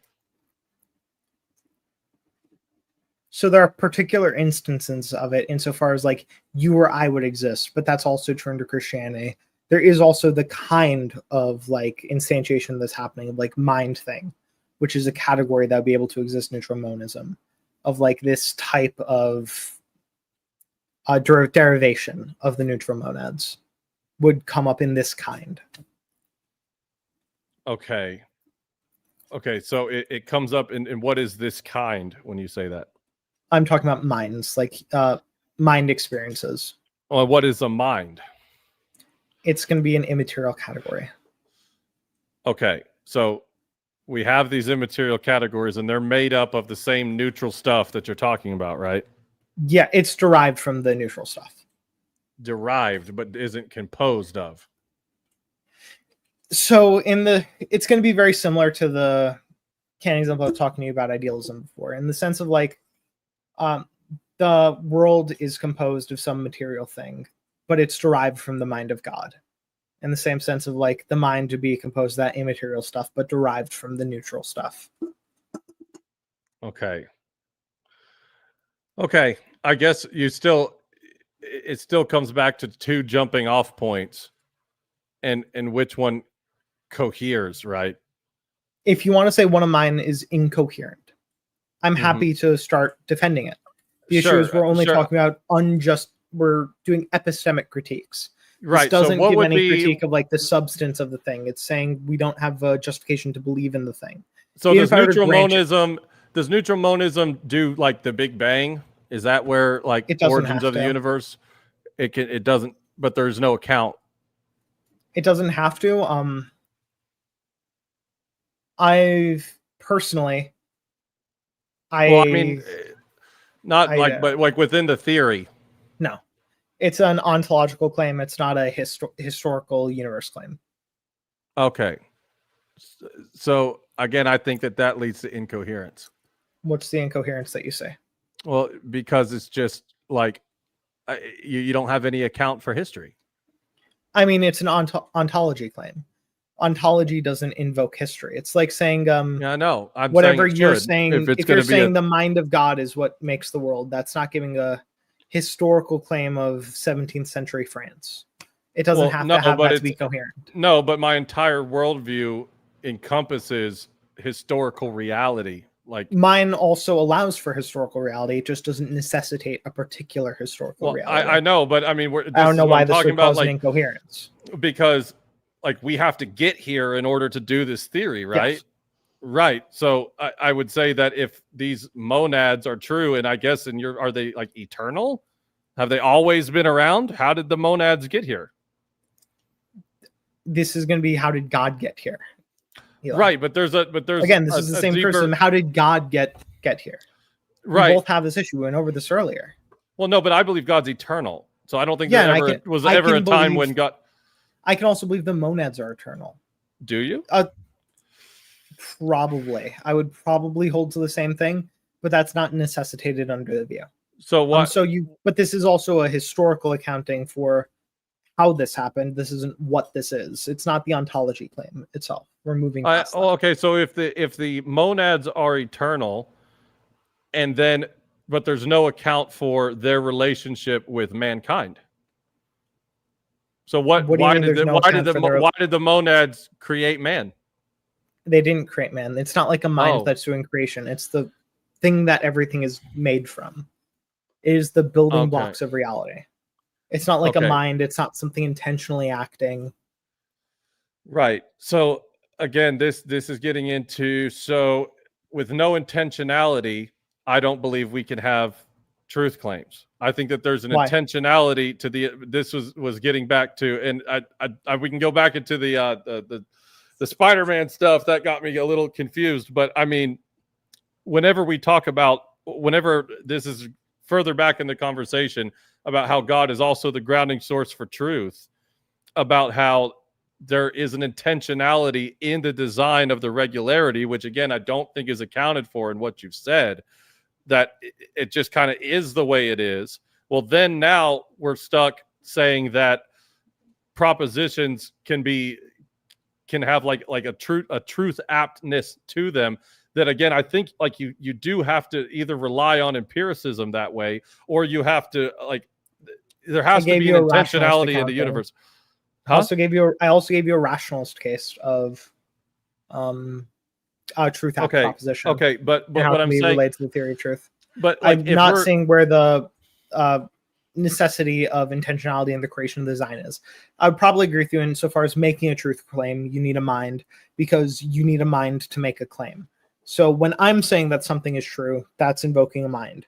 But whether or not a thing is true or not is distinct from making the truth claim.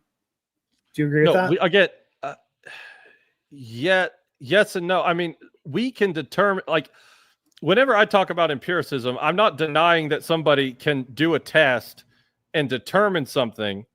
Okay. I don't think that's the sole knowledge belief system. I've said this before. No. But I know. But what I'm saying is that this is all relying on a regularity that needs to be accounted for within the system. So this is getting back to my argument. Yeah, I accounted for the regularity of the monads being a thing of their own kind. No, but that thing of their own kind is going to have regularity because they are the thing of their own kind.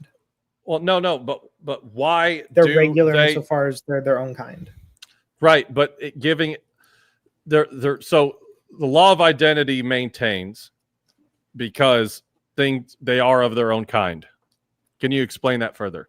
Like, why is the law of identity being upheld in nature when we were because the monads are a thing of their own you kind? just granted that it was necessarily true insofar as justifying why God made the law of identity the way it was. Well, no, I hold that God made the law of identity for he made the law of identity, but why was the law of identity in the way it was made? Say that one more time. But when we were talking about it, when we were talking about the law of identity, it was, well, for it to be intelligible, the things had to be identical to themselves. You were saying the contingency case there. It would necessarily be this case for intelligibility. And then we just said we assumed intelligibility when we ran Descartes' demon. If we're saying that this is reason under the Christian purview to hold to this, I can also hold to, well, if the things are intelligible, then the preconditions for intelligibility are there. And then we would have a reason to believe it was that case because of the monads being a kind of the way they are. The monads have certain properties to themselves as well. Okay. For them to be like monads, let's talk about the nature of these. What are the properties of the monad? They're neutral between physical and non-physical, material and immaterial, whichever semantic you prefer. But what about that property makes it behave the way that it does? Oh, it's not because they have that property. It's because all of them have that property. Because all of them have this sameness to it. The things that they have are going to have that sameness to them as well. Okay, this sameness, what causes that to behave in a way that we identify as regularity? I don't know. Maybe this might be an explanatory view. That's what I mean by it's not. Yeah, so I'm gonna ask you the direct question. What makes God behave the way God behaves? The nature of God. What makes God's nature the way God's nature is? That is so it would be we have the same the way endpoint, he is right. So we have the same end. However, what the relation between God and creation has explanatory intelligibility within it. We understand the world because the world was designed for it to be understood by us, is what I'm saying. We have that as well. When you're going back into how this is the case originally, we found out. No, this is the difference. This is the telos. This is the telos that I'm saying at any position lacks, is that in order for logic. Well, no, here, let me finish let me land my plane here. Is that, okay, we both have these starting points where they're eternally that way. God is, and I guess you would have to, if you want to say we're the same, that you're saying these monads have eternal goodness and that your morality is derived from the monads. Just that we run into the same, and we're into the same epistemic point of we don't know why these. Well, no, this is all a part of my. This is all a part of my epistemic endpoint. It's the whole view. You can't. So you know God's nature and why God's nature is the way it is. Just to be clear. You know the energies of God. Yes. You know the essence of God. Yes. Do you know the essence energies distinction orthodox theology? Because you can know one of them that points you to the other. Okay, I see what you're saying. Hold on, You got me, Korinth. Probably for the 15th time tonight. I'm not gonna lie. This is asking me a lot of really good questions. Okay, we don't participate in the essence of God. You correct. We know that's for God and for God alone. You participate in one of them, and that points you to the other. You don't particularly know the other, though. Like, you can have ideas of the other, but you don't have that. Yeah, no man can.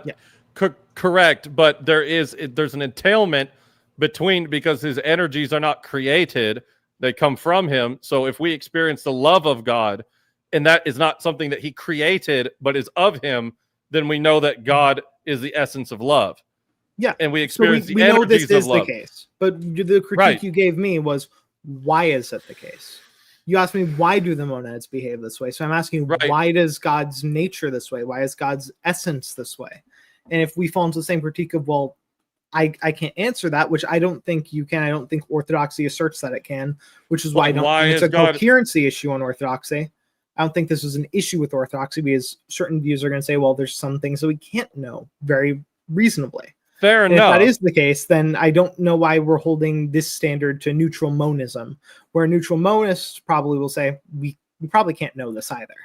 Right. Okay. But look, there's two totally different claims between the God of Orthodox Christianity and these neutral monads. But we're asking why the most fundamental thing of reality behaves the way it does. Right. But so here's the difference, is that in mine, the essence of truth and let's just do truth, because goodness and love is for a different debate. But as far as making logical entailments, truth, reality, if it's under a created order, then it would follow through from the first cause of things of truthfulness, that it can, the infinite regress with our system. The buck stops. It's like a foundationalist position, right? It's kind of like that foundational shape I was telling you about. Sort of, sort of. I think it's similar to like a bunch of pearls being stringed together on a string, that all of the immaterial categories are dependent on each other. The transcendental categories are dependent on each other. And they have, similar to foundationalism, we have a starting point that is, I'm hesitant to say unjustifiable, because I think that God's relationship with us and our relationship with him has a justificatory power in itself, because the intelligibility, the writing is on the wall in creation. We are able to discern logic because things were created in a logical way for us to understand. This is coherent and this is intelligible. But whenever things are purposeless, and you're saying that the monads have now created somehow a logic that we use to derive truth, but it still isn't implying the leap of why it was made to be logical in the first place. I don't hold to teleology. I don't hold to purpose telos. I want to know. So it's accidentally logical. It's accidentally logical. I mean, it doesn't have to be accidentally. I think we prior said if it is intelligible, it would necessarily have to follow some of these laws. If the minds are able to interpret these things necessarily, why does it have to follow these laws? I mean, we went through this, or this was your position earlier. Necessarily, because for it to be intelligible, there would have to be this regularity. Things would have to be identical to themselves.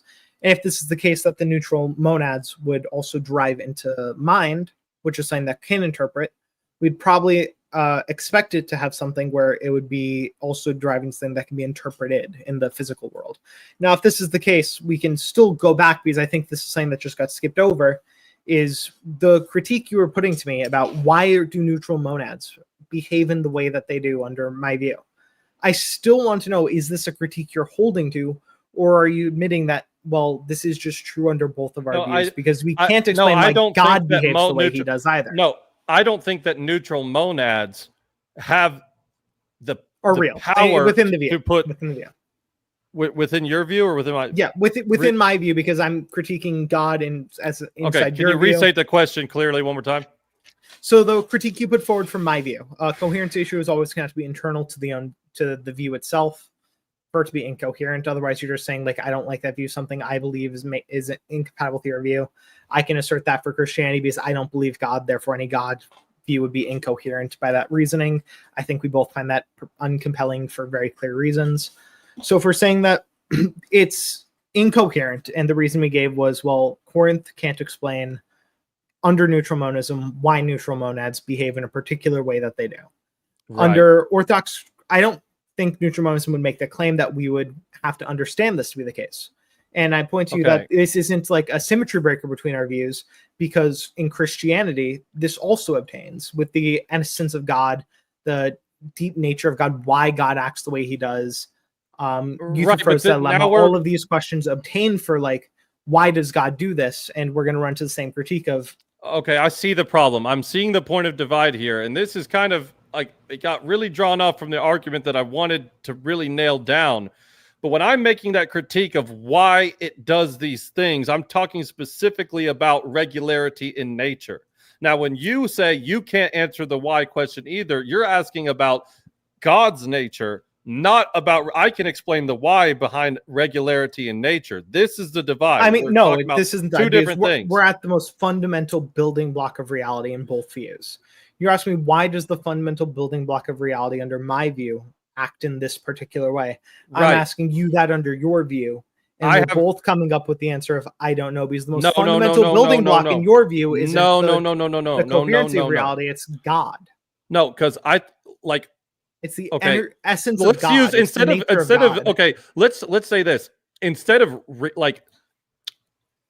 I don't want to say that. Here's the point I'm making is when I'm asking you about regularity in nature, I'm specifically talking about nature, and I don't have an I don't know statement for regularity in nature. I gave you the regularity of nature statement. I gave you why we believe that, and then you asked me, why does the thing that gives the regularity of nature behave in the way it does? Just like I'm asking you, why does God, which is the thing that gives the regularity in nature, behave no, but God and regularity in nature are two different things. I know, they're two different things, but we're talking about the why of the regularity in nature. The why you give is God's telos. Why does God's telos behave in the way it does? So that's explanatory power on my part. I also gave the explanatory power on my view of the neutral monads having a thing in of themselves. Then you asked me, well, why do the neutral monads have the thing in themselves? So on the second order, we're talking about that was explicitly what happened there, Eli. No, so no, what happened is like them being things in and of themselves and being the same things in and of themselves does not tell us is a form of regulation. It's a form of regulatory. It's but the thing in question, the property in question, derived from the thing with sameness would reasonably have that same property of sameness, which we're perceiving as regulatory. Okay, that's the explanation I'm giving. Okay, and I guess I'm saying is that if you have the eternal view in history of these neutral monads, do you think there was ever a time where are the laws of logic also as eternal as the monads? Probably. Okay. Yeah, probably. Here we have a behavior that I'm like, again, so in this essential, like, are the laws of logic also what created the universe in your view? I don't think it was they created the universe. I think they're what makes up the universe. Okay, so this is the difference is that, and I don't think the laws they're identical to the things. I think these are the things that enable the laws of logic. Okay, so that enabling is a causal action, right? Not causal. They're a necessary precondition. Necessary precondition doesn't have to be causal. It just has to be present for it to happen. So what has to be present for the laws of logic to happen? I think there are a bunch of satisfactory things. I don't know if I can list all of them off. Do you want me to just start listing, or do you have a particular answer? I guess so. I mean, this is where it's like where I talk about tags coherence. Sure. So some, if you want me to start listing off, some of the things would be like regulation. Some things would be like immaterial things or properties of material things actually obtaining in reality. There's probably I feel like this is kind of begging the question a little bit, because that's implied in. Well, right, okay, but you agree these are presuppositions of the things, which are the things that we require. It's not begging the question. Forgive me. It's not begging the question necessarily. However, what my tag argument is saying is that this immaterial, universal, nature is a precondition for these things, and the grounding source for these things that you're listing must be an immaterial universal mind. No, there is no explanation for So how do you account because for again, I those don't things you think just they're listed? mind. Again, I don't think it's a mind. Okay, right? well then how do you account for the things you just listed? How do I account for what things I just listed? Like you said, like regularity, immaterial, like regular immaterial. It needs to be able to cause immaterialness, or it needs to be able to be derived to immaterialness. It could be immaterial, and we could say immaterial derives immaterial things. Or we could take a neutral monistic position and say immaterial things can be derived from the neutral monads. If that's the case, then we don't need to be immaterial. How did the monads create immaterialness and regularity, Are man? you I mean, asking this me is for, where like, I'm the sorry. mechanism, or because I suppose so. I mean, it I just can't give seems you like the mechanism any more than you can give me the mechanism for how God transmuted dirt into humans in Genesis. Well, I think that sure. I mean, I see what you're saying there. That mechanism is a bit something that we wouldn't know. But again, like if we're at least on that standpoint where we both don't know, the issue would at least be why. If you can't even tell me the mechanism, you say it's an accident, but even accidents have a cause, right? Yeah, so the cause here is the neutral monads. The neutral monads, insofar as like, so are nature, they actus purists? They just like are like constantly doing a thing. Not in the sense of God, not in the sense of, like, it's pure action, no being. I don't particularly hold to actus purists, but Catholics do, whatever. But sure, I'm just saying that, like, this is where, when I'm talking about accounting for things, that my view has, like, I mean, you guys, you're explanatory just power. one step back, and you kick the rock one step back and say we have more explanatory. But it's not power. just kicking the rock one step back. If there's actual justificatory force, So we can go into what's the it's a justificatory logical force entailment. I mean, it's not justificatory force, and it's not a logical entailment. We can look at this directly. So if we're saying that, what's the mechanism from which the neutral monads would cause the immaterial, and I don't have that explanation, I'm going to do the example again. What's the mechanism by which, if we removed God's mind from the universe and all of their minds, the ontology of this can changes? Again, I'm saying that he created reality to be with intelligibility. Yes, and intelligibility is a conceptual thing. Okay, this is just begging the question. It's reflected again. in nature. You asked me for the mechanism for how we get to these two things, and are using that as an issue on my view. I'm asking you the same question. What's the mechanism for which the material is derivative from the acts of God? And if you can't give me that, we're just kicking the can one step down. The literal can. We are kicking this can particularly one step down the road. A little bit. I just think that even I think this is like not a good argument, and it's not the argument I came here to make. But even to just say a creator, which implies the telos, which implies everything that we see in the writings on the wall about reality, has way more justificatory force and explanatory power than not having any type of account for the behavior of the neutral monads and then how we have the world that we have today. Actually is less justificatory force. That's another thing you have to assume is the telos there. You have to just assume that teleology exists, which is something that's unjustified in this sense to the standard that we would hold to.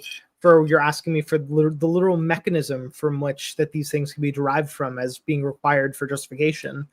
I can't skip the mechanism. Well, no, I just can't believe you would get to that standard for telos as well. Well, so no, if we're taking telos there. This is another unjustified thing on the view. Well, so I said skip mechanism and let's just go to why. Forget how, but why? This is implying teleology. Right. So there's a lack so this wouldn't be an incoherence on the view, because neutral monism doesn't invoke necessarily a teleology. I think that a lack my argument is that a lack of teleology invokes incoherence in any worldview. Incoherence, because not all worldviews require teleology. Not all worldviews assume teleology. This is like me saying, as an atheist who doesn't believe in God, any worldview that uses a God is going to be incoherent. Because they do say that. I think they're wrong for saying that, right? I know most atheists I talk to say that. I think Just they're a wrong heads for up, saying that, though, gentlemen. right? Like, You're that's not running an at about incoherence five on the. more. You're running at about 5 more minutes, and then we'll wrap up. I just want to let you know. Cool. So, like, I think they're wrong for saying that, right? I think that it's clearly not an incoherency on Christianity. It doesn't make Christianity incoherent because I hold to something that you don't hold to. If we said that, then everything person that doesn't agree with you on any particular thing, Eli, would have an incoherent worldview, and that's also most Orthodox Christians. I think that we can, everyone here, audience, Eli, Sara, can all see this is not how incoherent is used. Well, when I talk about like coherence, I mean like that's kind of bound up with like explanatory force, right? Like the ability that it makes sense. It's rational. That's why I say all these immaterial categories go together. You can't have logic without reason. Yeah. Can't have knowledge without truth. All of these things go together. But whenever you take out intentionality, I'm not seeing an accountability on the end of the worldview that says that there's no intentionality in the universe, yet we have regularity. How is there regularity without intentionality? So I guess I'd hear it after the question. Is it not possible for things to follow a pattern without them having designed to have been following a pattern?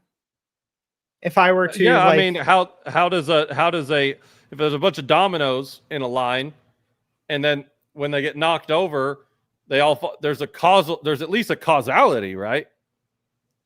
There's at least a causality, and yes, the causality here would be neutral, the monads themselves. There's something in the monads there. Now, I can't explain to you why the cause happens, just like you can't explain to me why God acts the way he does in a lot of cases. There might be some cases where you can say, like, well, God's doing this through love, or things like this. And I'd grant you, like, in probably the same sense, I can say, well, the neutral monads have some derivative effect in these sense. But if we're going, like, very niche granular, we're probably going to have a bunch of I can't tell you answers in it. I guess so. I think that I just don't think that whenever, at least if we're chalking up like bean counting points into explanatory power justification, that what I'm pointing to is that these questions are, and I know this is kind of like a fallacious argument. It's not like to say, well, you can't explain it, so therefore my answer must be right, and then I don't have to provide an explanatory force. That would be fallacious. That would be like an argument from ignorance. But what I'm saying is that when we can come in and say, well, we can use logic in order to understand that the very nature of logic implies a mind absent humans, you know, that would be... we still haven't gotten to that point, right? Like, the closest we've gotten is you said, yes, the canon would have to change ontology, but we're not using logic to get no. We're using the indication of it's from I don't God. think I said that. I tried to play I think that in my worldview, I would disagree, but if I even granted it, it's the created order that makes the canon that way. Okay, that it is responding to the order of the world within that intentionality. Like, yeah. So the reason I'm happy to get to this point is like, oh, here, let me do one. There's an analogy I really want to get out in this debate. I didn't get out. So if you have, especially, let's just say that we have a universe where nobody's ever conceived of what like a building is. And then the builder has an idea of the house, and that's an immaterial thing. That's coming from the mind. Okay. And then he structures the house in a way that is reflective of this idea. So now the idea and the material coexisting. The material is following the order of the idea. Yes. So the material is aligned in such a way intentionally that the idea is made manifest. So when we talk about the law of identity and why it's that way, and I say that it's a conceptual idea that reality falls uniform under a la creation. And so whenever you say take God out of the equation, does the canon still hold identity? I can grant it and say sure, because if I'm the builder and I build the house and we're the people in the house, we're talking about the created order and why the house is the way it is. So I have the explanatory power of why it is the way it is. Telos is the explanation. Telos is the coherency. And when I say that you lack this, it makes the whole thing fall apart. It's like knocking out the bottom card from the house of cards. It leaves so many gaping holes that it becomes unjustifiable. Okay. So if we're getting to this point where we say that this is no longer mind dependent, in the sense of like for it to obtain, we're back to the point where just the starting point of logic was mind dependent. This throws out, so this is like just going back to the end debate. It's really hard to with like 5 minutes left. Well, we are, if you want, because we are at the 2-hour mark, we can kind of put a pin in that thought. We will open up the panel, read the super chats, and then you guys can kind of rehash that if you'd like to. And that way super you chats can go just... for, I'm sure the super chats will bring up good jumping off points too. Yeah, there's a few of them in there. Let me go ahead, open panel. I'm sorry. Let's do your closing statements. My apologies. Let's go ahead and do your closing statements first. Corinth? Okay. When we're talking throughout the debate, a lot of talk about my view in being incoherent was just saying that Eli holds to some thing in his view that's not accounted for in my view. This, through the reason being given, would also lead to it being the case that Orthodox Christianity is incoherent because it affirms God. I don't believe in God. If we want to say both of these views, it would be true for me to say Orthodox Christianity is incoherent because I don't believe in God. Then we're getting just to the point. That's fine. We can say that then. If we want to talk about why things are the case, this is a very long and granular talk that a lot of the time we're not going to have sufficient epistemic justification on any view of ontology. That's kind of the whole point of why philosophy has been going on in the way it has for 2,500 years now, is a lot of the things we're doing are inferences to the best explanation. What seems the most intuitive to people, not being able to explain every single thing in every particular action. This goes against both Plato's critique of forms and, well, what's the relation between forms to the good? If we can't give the mechanism there, we can't go very granular and describe this, then Plato must be wrong. We can apply this to almost any view. And this level of skepticism is fair if we're interrogating a view, but it's not fair if we're interrogating a view to show that our view is the only view that can account for these, especially when the alternative view just has a bunch more holes. I don't think that Eli would find it much more compelling if I said, well, I believe in like a thing I call the not God. It's one eternal being that creates the monads, does all these things, and he personally revealed himself to me through theonomist epistemology. If we were to give this redundant line, to me, this seems even less parsimonious than the prior view because we're adding in an extra assumption there. We're adding in God. We're adding in the fact that God has a mind there. We're adding in all of these things, in the sense of not God. If this view is less parsimonious, and we agree that I would be less justified in believing in this view than the view I already do hold to, then a lot of the arguments relating to Eli's view being more parsimonious fall into the same criticism. And on there. Perfect. Thank you, Corinth. Eli, to you, please. All right. I just wanted to, first of all, thank, obviously, Miss Sara, as always, for hosting these, even whenever the topics are, nerdy or whatever. And then secondly, thank Mr. Corinth for doing this with me. Many times in the panel, we've kind of tried to engage with each other on this topic, and then it gets cut off. So I really wanted to, have a chance to go up and do it. I want to say that the only reason I'm going to bring up what I'm about to bring up is because of another reason I want to thank him. It was a super cordial, informative debate, even maybe a discussion. And that's really refreshing sometimes. But with that being said, a lot of people kick Korinth. They think that he's being unfair or whatever. I think that he's really smart, and I give him those he knows actually a lot more about this than I do. And I have had kind of a hell of a week. And I also really hate brain in a vat and Descartes' demon. So I was caught off guard a few times, but I'm glad we got to have this discussion. But in all fairness, he's great, and I'm glad we got to do it. Basically, and without being too long-winded, I just want to get into. He's 100% right. This is how the nature of these conversations go. Is you kind of got to flesh out, and then it gets to the meat and potatoes of it, and then the 2-hour mark is hit, right? If him and I were buddies, we could probably sit around a table and talk about this for like 6 hours straight until the break of dawn or whatever.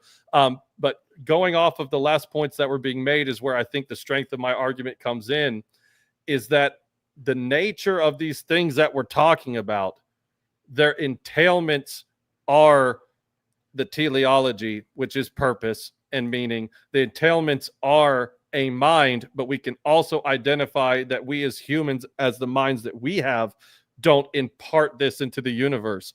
And whenever this is fleshed out, it leaves a logical entailment using logic that there is a mind outside of the human mind, that there is a universal mind. Going even deeper into theology, into Trinitarian theology, we make the case that this mind is the Trinitarian God.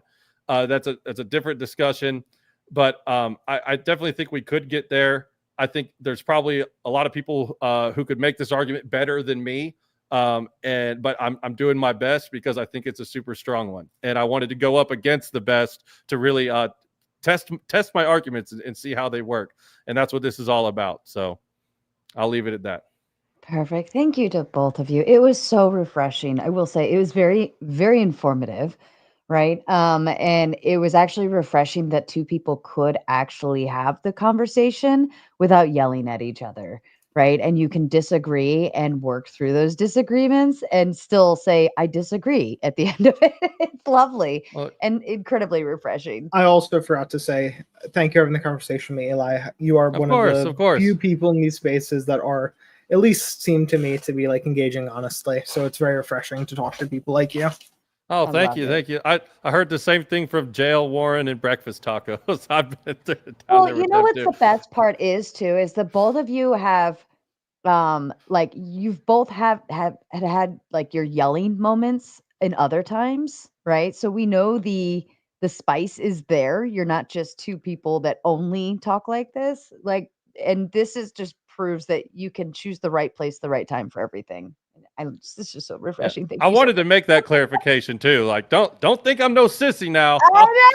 Yeah, you want blood sports. You want blood sports. We'll go blood sports. Okay. I love it and prefer it. But yes, there's a time and a place for everything, as Grandpa said. And I am generally, I love this too. I love fleshing shit out. So I love it. To the chat, to the viewers, to other panelists, I've dropped the link for Open Panel Dumpster Fire. You're more than welcome to join. In the meantime, we're going to go ahead and go through some super chats.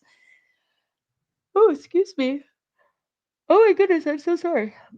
Giovanni says, I got excited to hear a debate on natural law when this dude brings up tag, immediately showing he doesn't understand natural law. Low tier trash. That's mean by Giovanni. Tag is relevant in this conversation. And like tag almost basically just immediately invokes natural law. Like if natural law is true, then tag trivially becomes false. So it's like, that's good. I like that. Steve White sending out 5 Raging Tomato memberships. Thank you so kindly, Steve. P. Fletch says Lights Bowl thinks about space for the cause. Yeah, I saw quite a few people kind of like I'm not high enough for this yet. be right back when I'm listening. Yeah, sure. Just Gerald, because of the Big Ten, says Corinth win. Just Gerald. Oh, excuse me. It's been a long day. I've only had a couple hours of sleep. So Sarah Knight Jenkins says adding money to the kick Korinth pool. Yes, tonight Korinth is unbootable. Korinth and Eli both. When we open up the panel, excuse me, when we open up the panel, anyone is welcome to be booted. Oh my goodness, it's sorry. I took a swig of coffee and I guess it just didn't go down the right way. Okay. Giovanni says, God acts differently through time, so he changes. Is this a joke? Why platform people that don't even understand how God interacts in the world? You're welcome to defend it or Is that agree with something it. I said? Who I is think that to? I think he's talking about when I said, well, God will change his mind at some point if he's acting differently at some point. But like, I'm not saying like the nature of God is changing. I'm just saying the mind state of God is invariance at some point based on like him doing different actions. Like that. That's fair.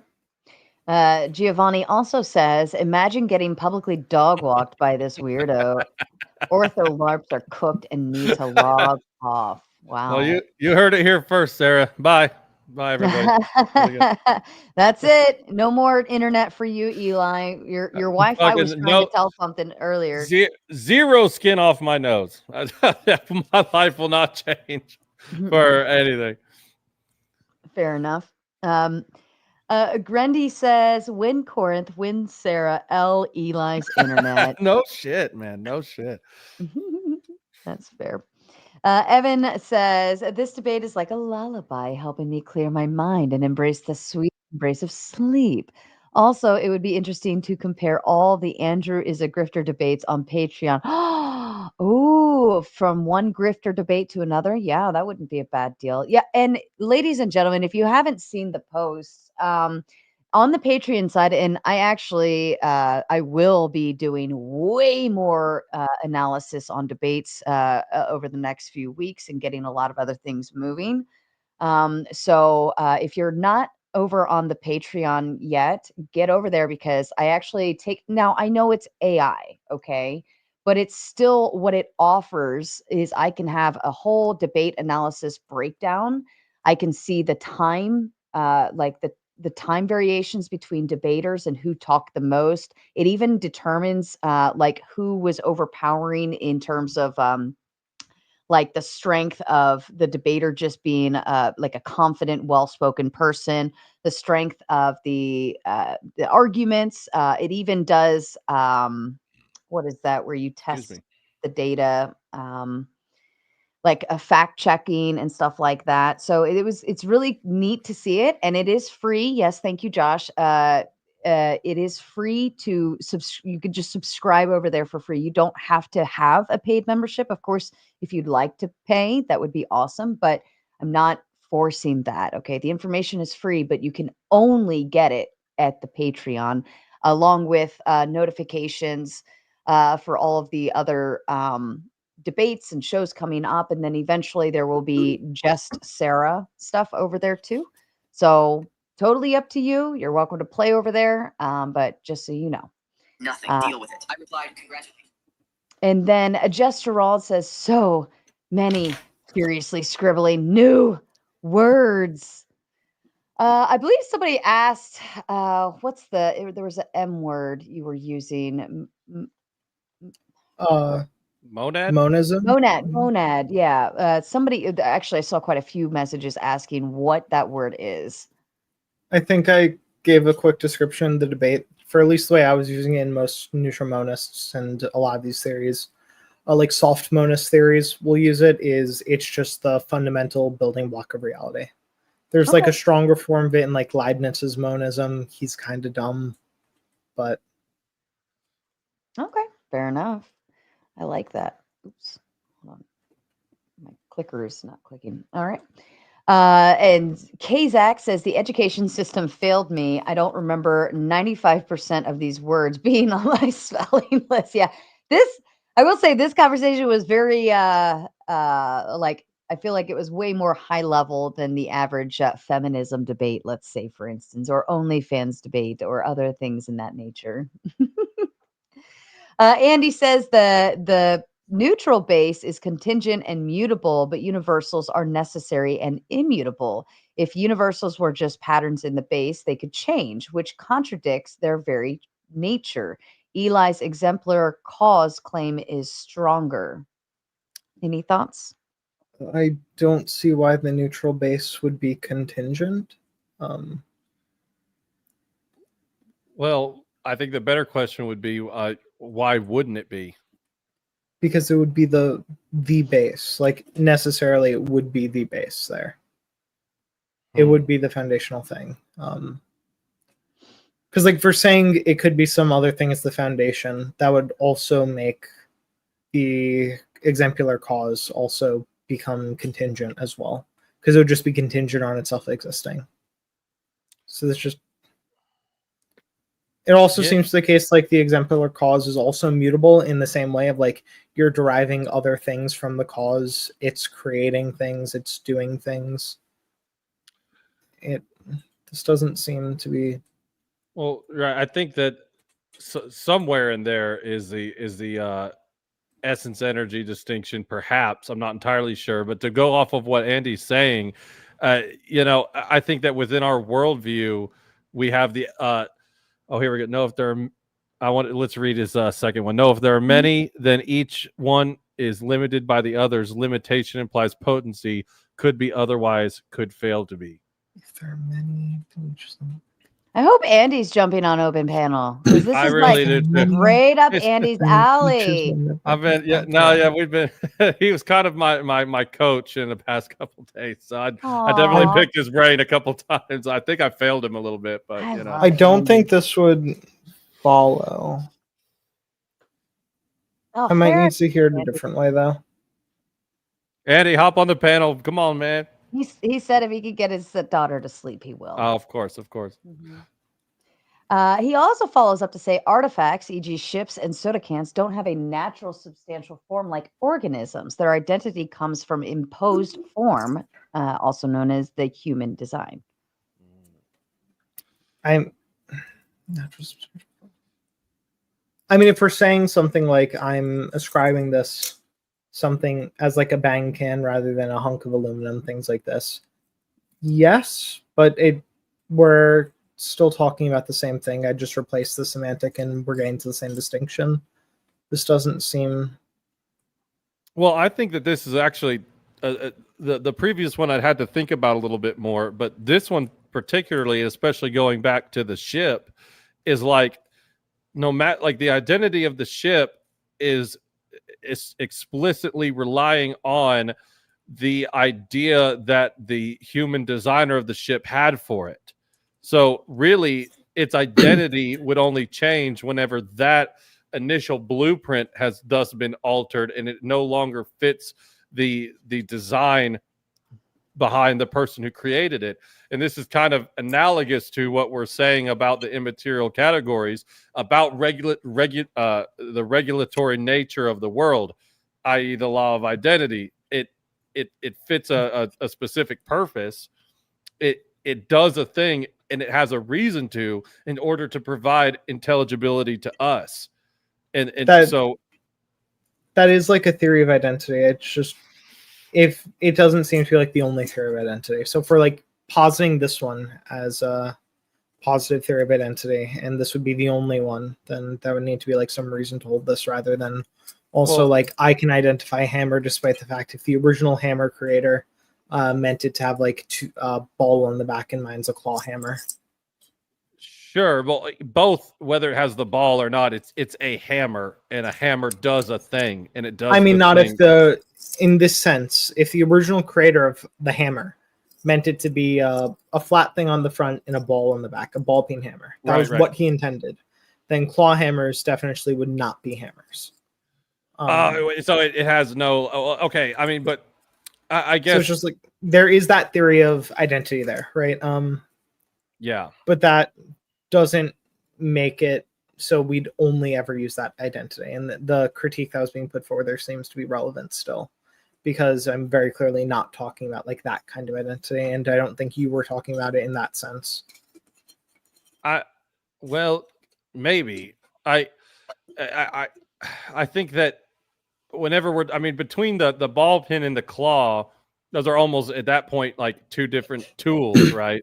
But if we're talking about just like specifically a hammer that drives nails, it was created to drive nails and it does this thing.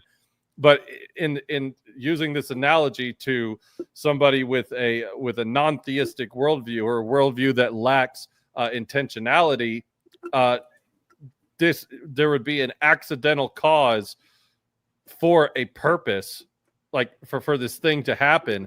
And what I'm saying with the impossibility of the contrary and this argument that these things, the way they are designed, implies intentionality and also implies a mind, because they can't be used without mental faculties, but also mental faculties that are operating within the world in a way. I'm kind of butchering that, but I would like to see the next thing he has to say. When our effects identity being changed doesn't break the law of identity because it's based on the function. Is different for things with substantial form in our worldview, like moderate realism. Yes, I don't think the identity being changed breaks the law of identity. Like, this is kind of the point I was making earlier. Yeah, it might be the opposite of the identity point I was over making time. earlier. Yeah, and law of identity. The way I understand it, I feel like you can't have identity over time without the law of identity. I mean, obviously they're distinct, like they're describing two different things, but one is totally reliant on the other. Maybe. I don't know. Okay. And then Maximo says, Korinth, how does undifferentiated ground the principle of distinctions and multiplicity? Why aren't the other things also undifferentiated? Our relationality, the relationality between the monads will be differentiated. So like the space, the direction that they're facing, all these things will, between the distance between all these, the amount of them in one like cluster, like the same way neutrons and protons, despite being like or protons, we can go with protons simply because that's a little bit easier. One proton, no electron atom is going to be hydrogen. Two with none is going to be helium. They're going to have different ionic charges and stuff like that, but despite the fact that they're made up of the same substance, the relationality of that substance to itself is causing it to have some different creative value. Not created. Create's not the right word. What's the word I'm thinking of? Some different emergent value or something. I just want to say that seeing Orthodox icons and Orthodox names pop up in the super chat is like seeing the riders of Rohan coming up on the top of the hill to the east. So that's how it feels in my position. Thanks, Maximus. Fair enough. Silent Zero says, so he believes there's something invisible, intangible that governs the laws of logic and the supernatural. I think that's what we call God. I don't believe it governs the supernatural. Natural is just the things that exist within reality. And like the things that are like done by that. I don't think it's what you call God, because I also don't think it has a mind. I'm pretty sure Eli would say God's a mind, God's pure actuality. I don't think either of those two things. This is highly reductive of like all Christian positions. Well, I don't think the Orthodox position subscribes to God being pure act. I think that's a Roman Catholic thing. Maybe. And that's kind of a debate for a different time. But I do believe that plays into the metaphysic, maybe in a way that I'm not equipped to describe it exactly right now, but I could try my best at it. However, what you said there's something about the entire argument that I'm making, whereas whenever we were talking about those two fundamental points, and I was asking you the why behind yours, and you were asking me the why behind God's nature, the difference was I'm talking about, like, I'm making the scope of the conversation within, you don't call it creation, but within nature. But when we talk about God, this is outside of nature, who we are implying within our worldview created nature. So it's now in a separate category, you see. And what I think when I talk about this kind of being a fatal flaw on your end is that, like, how does something within nature also dictate the regularity of nature without that regularity first being there? That's kind of where, especially when I talk about like justificatory power and incoherence, that's what I think, if I had to really describe it, it's like you can't do that from within the thing that's in question, because that would imply the thing. I don't see why that couldn't be done from within the thing. It wouldn't imply the thing in question, but that's just saying like, well, this thing just is true of the things within it. We might say like there's not an external factor causing it to be this way.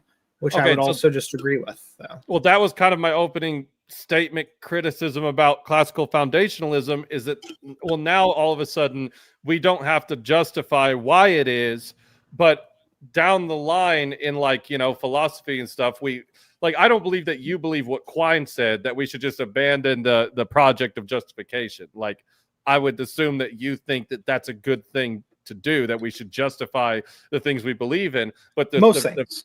I think we do exist within the trilemma. I've said this repeatedly. Okay, gotcha. They're like the very foundational building blocks. I don't think we can have adequate justification for. And maybe that's where it's like out of spirit of respect to you and not like trying to be like, and if I'll admit I probably didn't come as prepared as I could have, but I also think I probably need to like go take a community college course or something to really be on that level. But that was the contingent point of my argument, is when you say, well, some things, but not all things, how is that not a special pleading to those things? Like, why are those things immune from having a justification in an account for them? Because there are some things where it's just going to be impossible to justify, but they are required for everything else. So we either have to abandon knowledge entirely, we have to abandon justification entirely, or we have to say, okay, we can create a contingent case. We can get as close to justification as we possibly can for these like very foundational things, but we're always probably going to be like a step away from being properly justified. And we should be aware that we're like a step away from that properly justified. We should be a little bit more limiting in our claims from being like, I am absolutely certain of this thing, to be like, well, I can't prove I'm not in Descartes' demon or a brain in the vat. But if we're not, this view is true. And then that's just a contingent case. And I think that's like a fine thing to say, well, that's probably good enough justification to believe in a thing if that's your alternative. Fair enough. I would just posit that, first of all, I prepared for Descartes' demon and the brain in the vat. And when it got asked, I had the fucking Windows loading screen in my head. I don't know why. I literally prepared for it, and then I dropped the ball. If this was a more heated debate, it'd be like, "They come prepared, fucking retard. Can you come debate?" However, that's what I'm telling myself in my head. But what I would like to, I think that there is an explanation. I didn't bring it, but what I would say is that back to that point is that I'm drawing a blank again, but that's the whole criticism, is that I found it. So it's not, I think that if you could provide an explanation, like you say, well, we can explain up to this point. Now there's no longer an explanation. So we just consider these to be fundamental axioms that don't require justification. However, if the argument was provided and it was coherent and it did have explanatory and justificatory power, then it would be a logical entailment. That's what I was getting at. Okay. And just some fun ones. Flow State, of course, says Korinth is an alpha nerd. Fair enough. He also says, I've been saying to quit your job for a year. I put the goal to ask, should I quit my day job? And that was the question I put in for the goal. And funny enough, they didn't complete the goal. So maybe I shouldn't quit my day job. I've been thinking you should since I first discovered this little operation you got going on, but I didn't want to tell you how to live your life. But I mean, Andrew's just streaming every day. I'm doing debates this week. It's so sad because I don't even get the Crucible support. No, here's what we do. Let's just like engineer this stuff. Total, conspiracy. Sarah's gonna quit her job, and then I'm gonna hire a bunch of paid actors to go online and make viral videos calling her a grifter.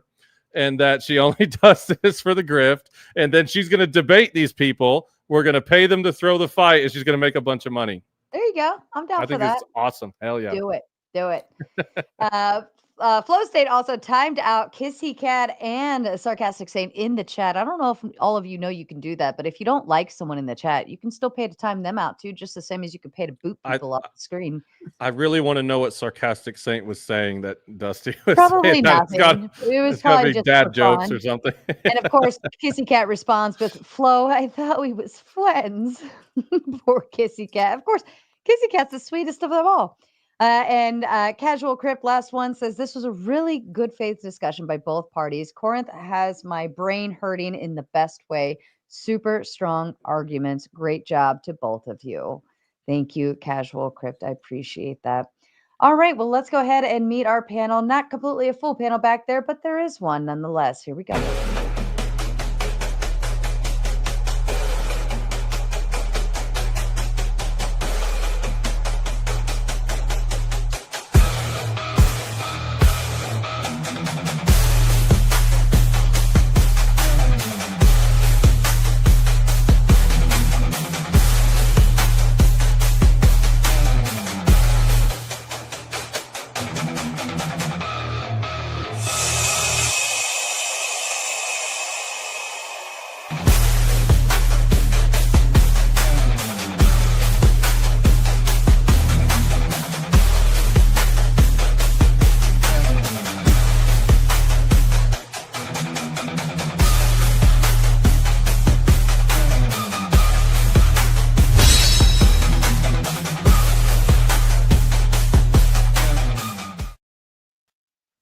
All right, ladies and gentlemen, you all know the drill. You're all very familiar with this place. I'll just go ahead and leave the floor open. And I know, Kay, you were the first one back there patiently waiting. If you want to kick us off.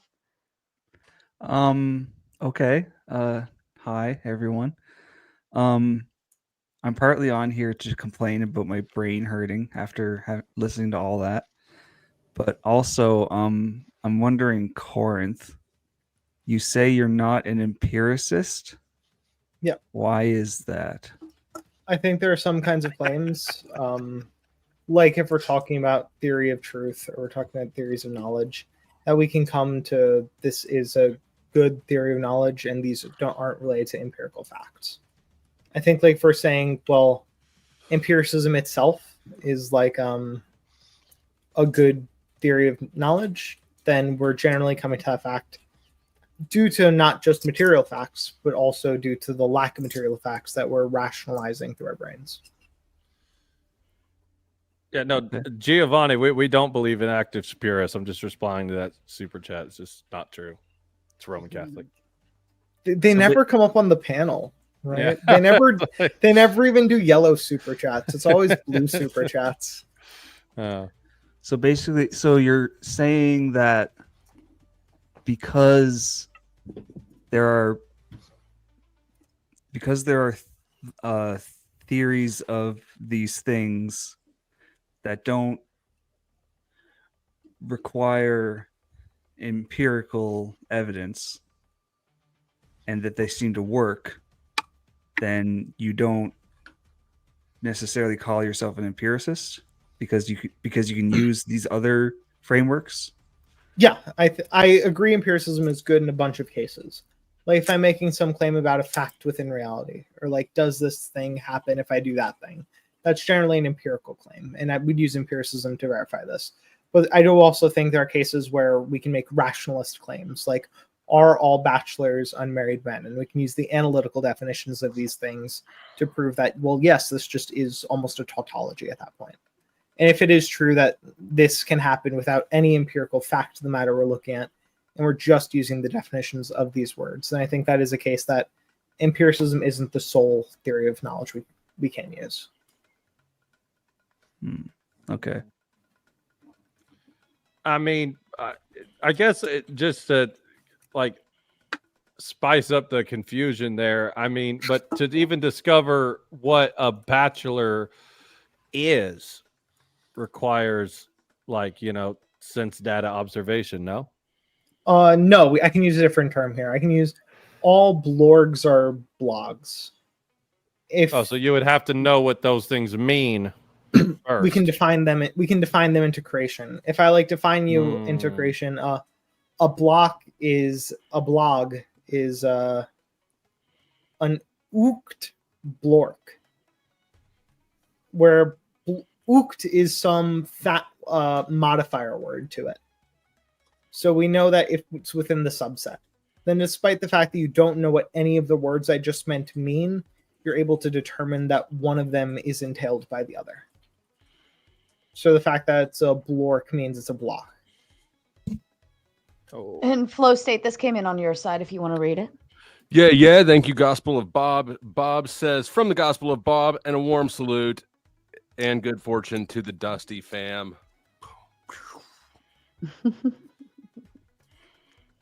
The floor's open, gentlemen. So not all at once. We're all just right. dazed into Yeah, I silence. mean, I get look, I'm down to like to just get more time in on the discussion, you know. So I mean, what I want to know is, Eli, why did God let you down in this debate? God didn't let me down. I let myself down. I have Korinth is the alpha nerd, and God is forsaken you. Oh man, if only that were true. I know you wish that were true, Dusty, but in fact it's not the case. I let myself down, you see, because I'm a fallible human being. It's crazy. Yeah, isn't that something? It's something to think about. How did something infallible make something so fallible? Where did the fallibility come from? Where did the fallibility come from? Where did the ability to be wrong? It would be the free will given God to us by God. So you're saying that it's an emergent property, and emergent comes from emergentism, which is a form of accidentalism, and therefore it's wrong, libtard. This is why he's the final boss. Yeah. Oh yeah. I was I was get strong, Jim Bob, very badly there. I don't even know what that was, but yeah. No, here's the thing. Like I'm not afraid to debate with anybody, and I don't whether the optics are there or not. It's whatever. But here's what I do know is that when I take on people who may be smarter than me in a topic, it makes going after the people who I know aren't smarter than me so much fucking easier. Go after Rick then. For the record, I've officially opened the gauntlet. I'm giving you 2 minutes to start heading over that way. And then I'm just going to shut down Tomato Side, and then we will do a raid over. Back to you, gentlemen. So speaking of Rick, so I was wondering particularly about the gonads.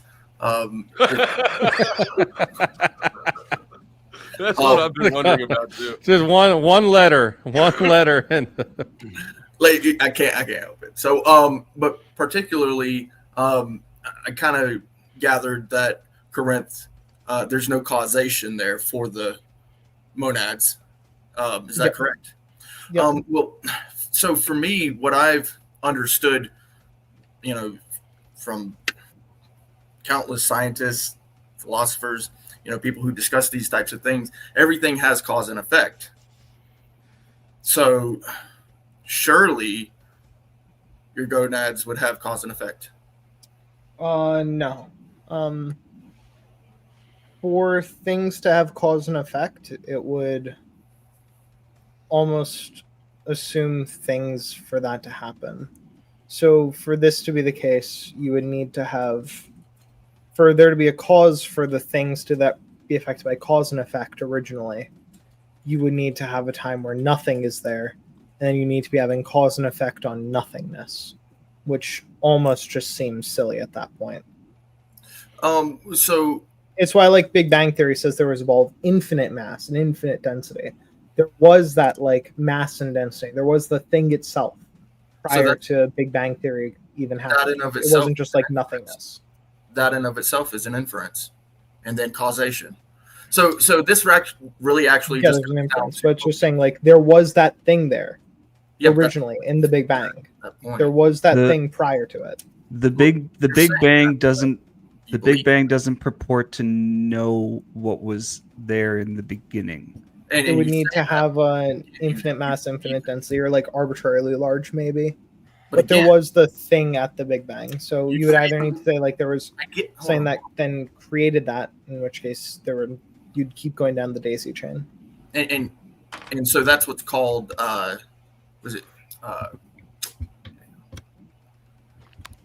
don't know, all these philosophical. 2-to-1 ROI is not bad. I'll silence you again. Hold on. Vicious regress. Yeah, the infinite regress. Yes, that's the one. Yeah. So essentially, the difference of the two beliefs, because they're beliefs, right? It's not knowledge either way, whether you believe in God or the Big Bang. It's either an infinite regress or it's circular reasoning, right? Or it's foundationalist. It's one of the three. Right. So essentially, there's no way to prove either one is what you're both saying, right? You're both agreeing that there's no way to actually provide actual evidence proof of either. Well, there's evidence. It's not like definitive proof.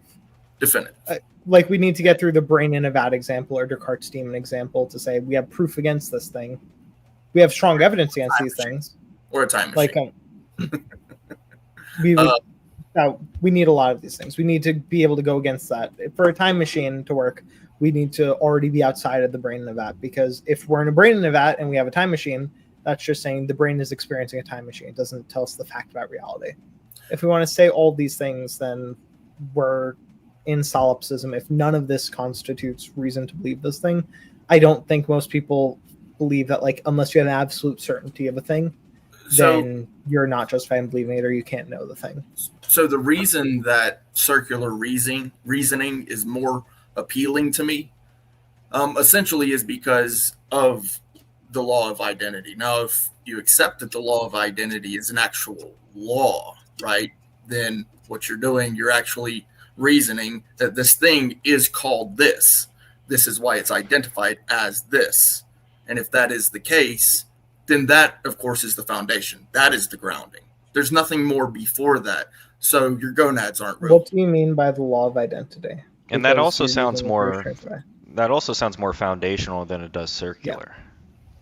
Yes. And allow me to interrupt for just a moment. I am shutting down the tomato side officially now. Either hit the link that I've dropped in the chat or catch the raid over. We'll see you on the other side. Thank you.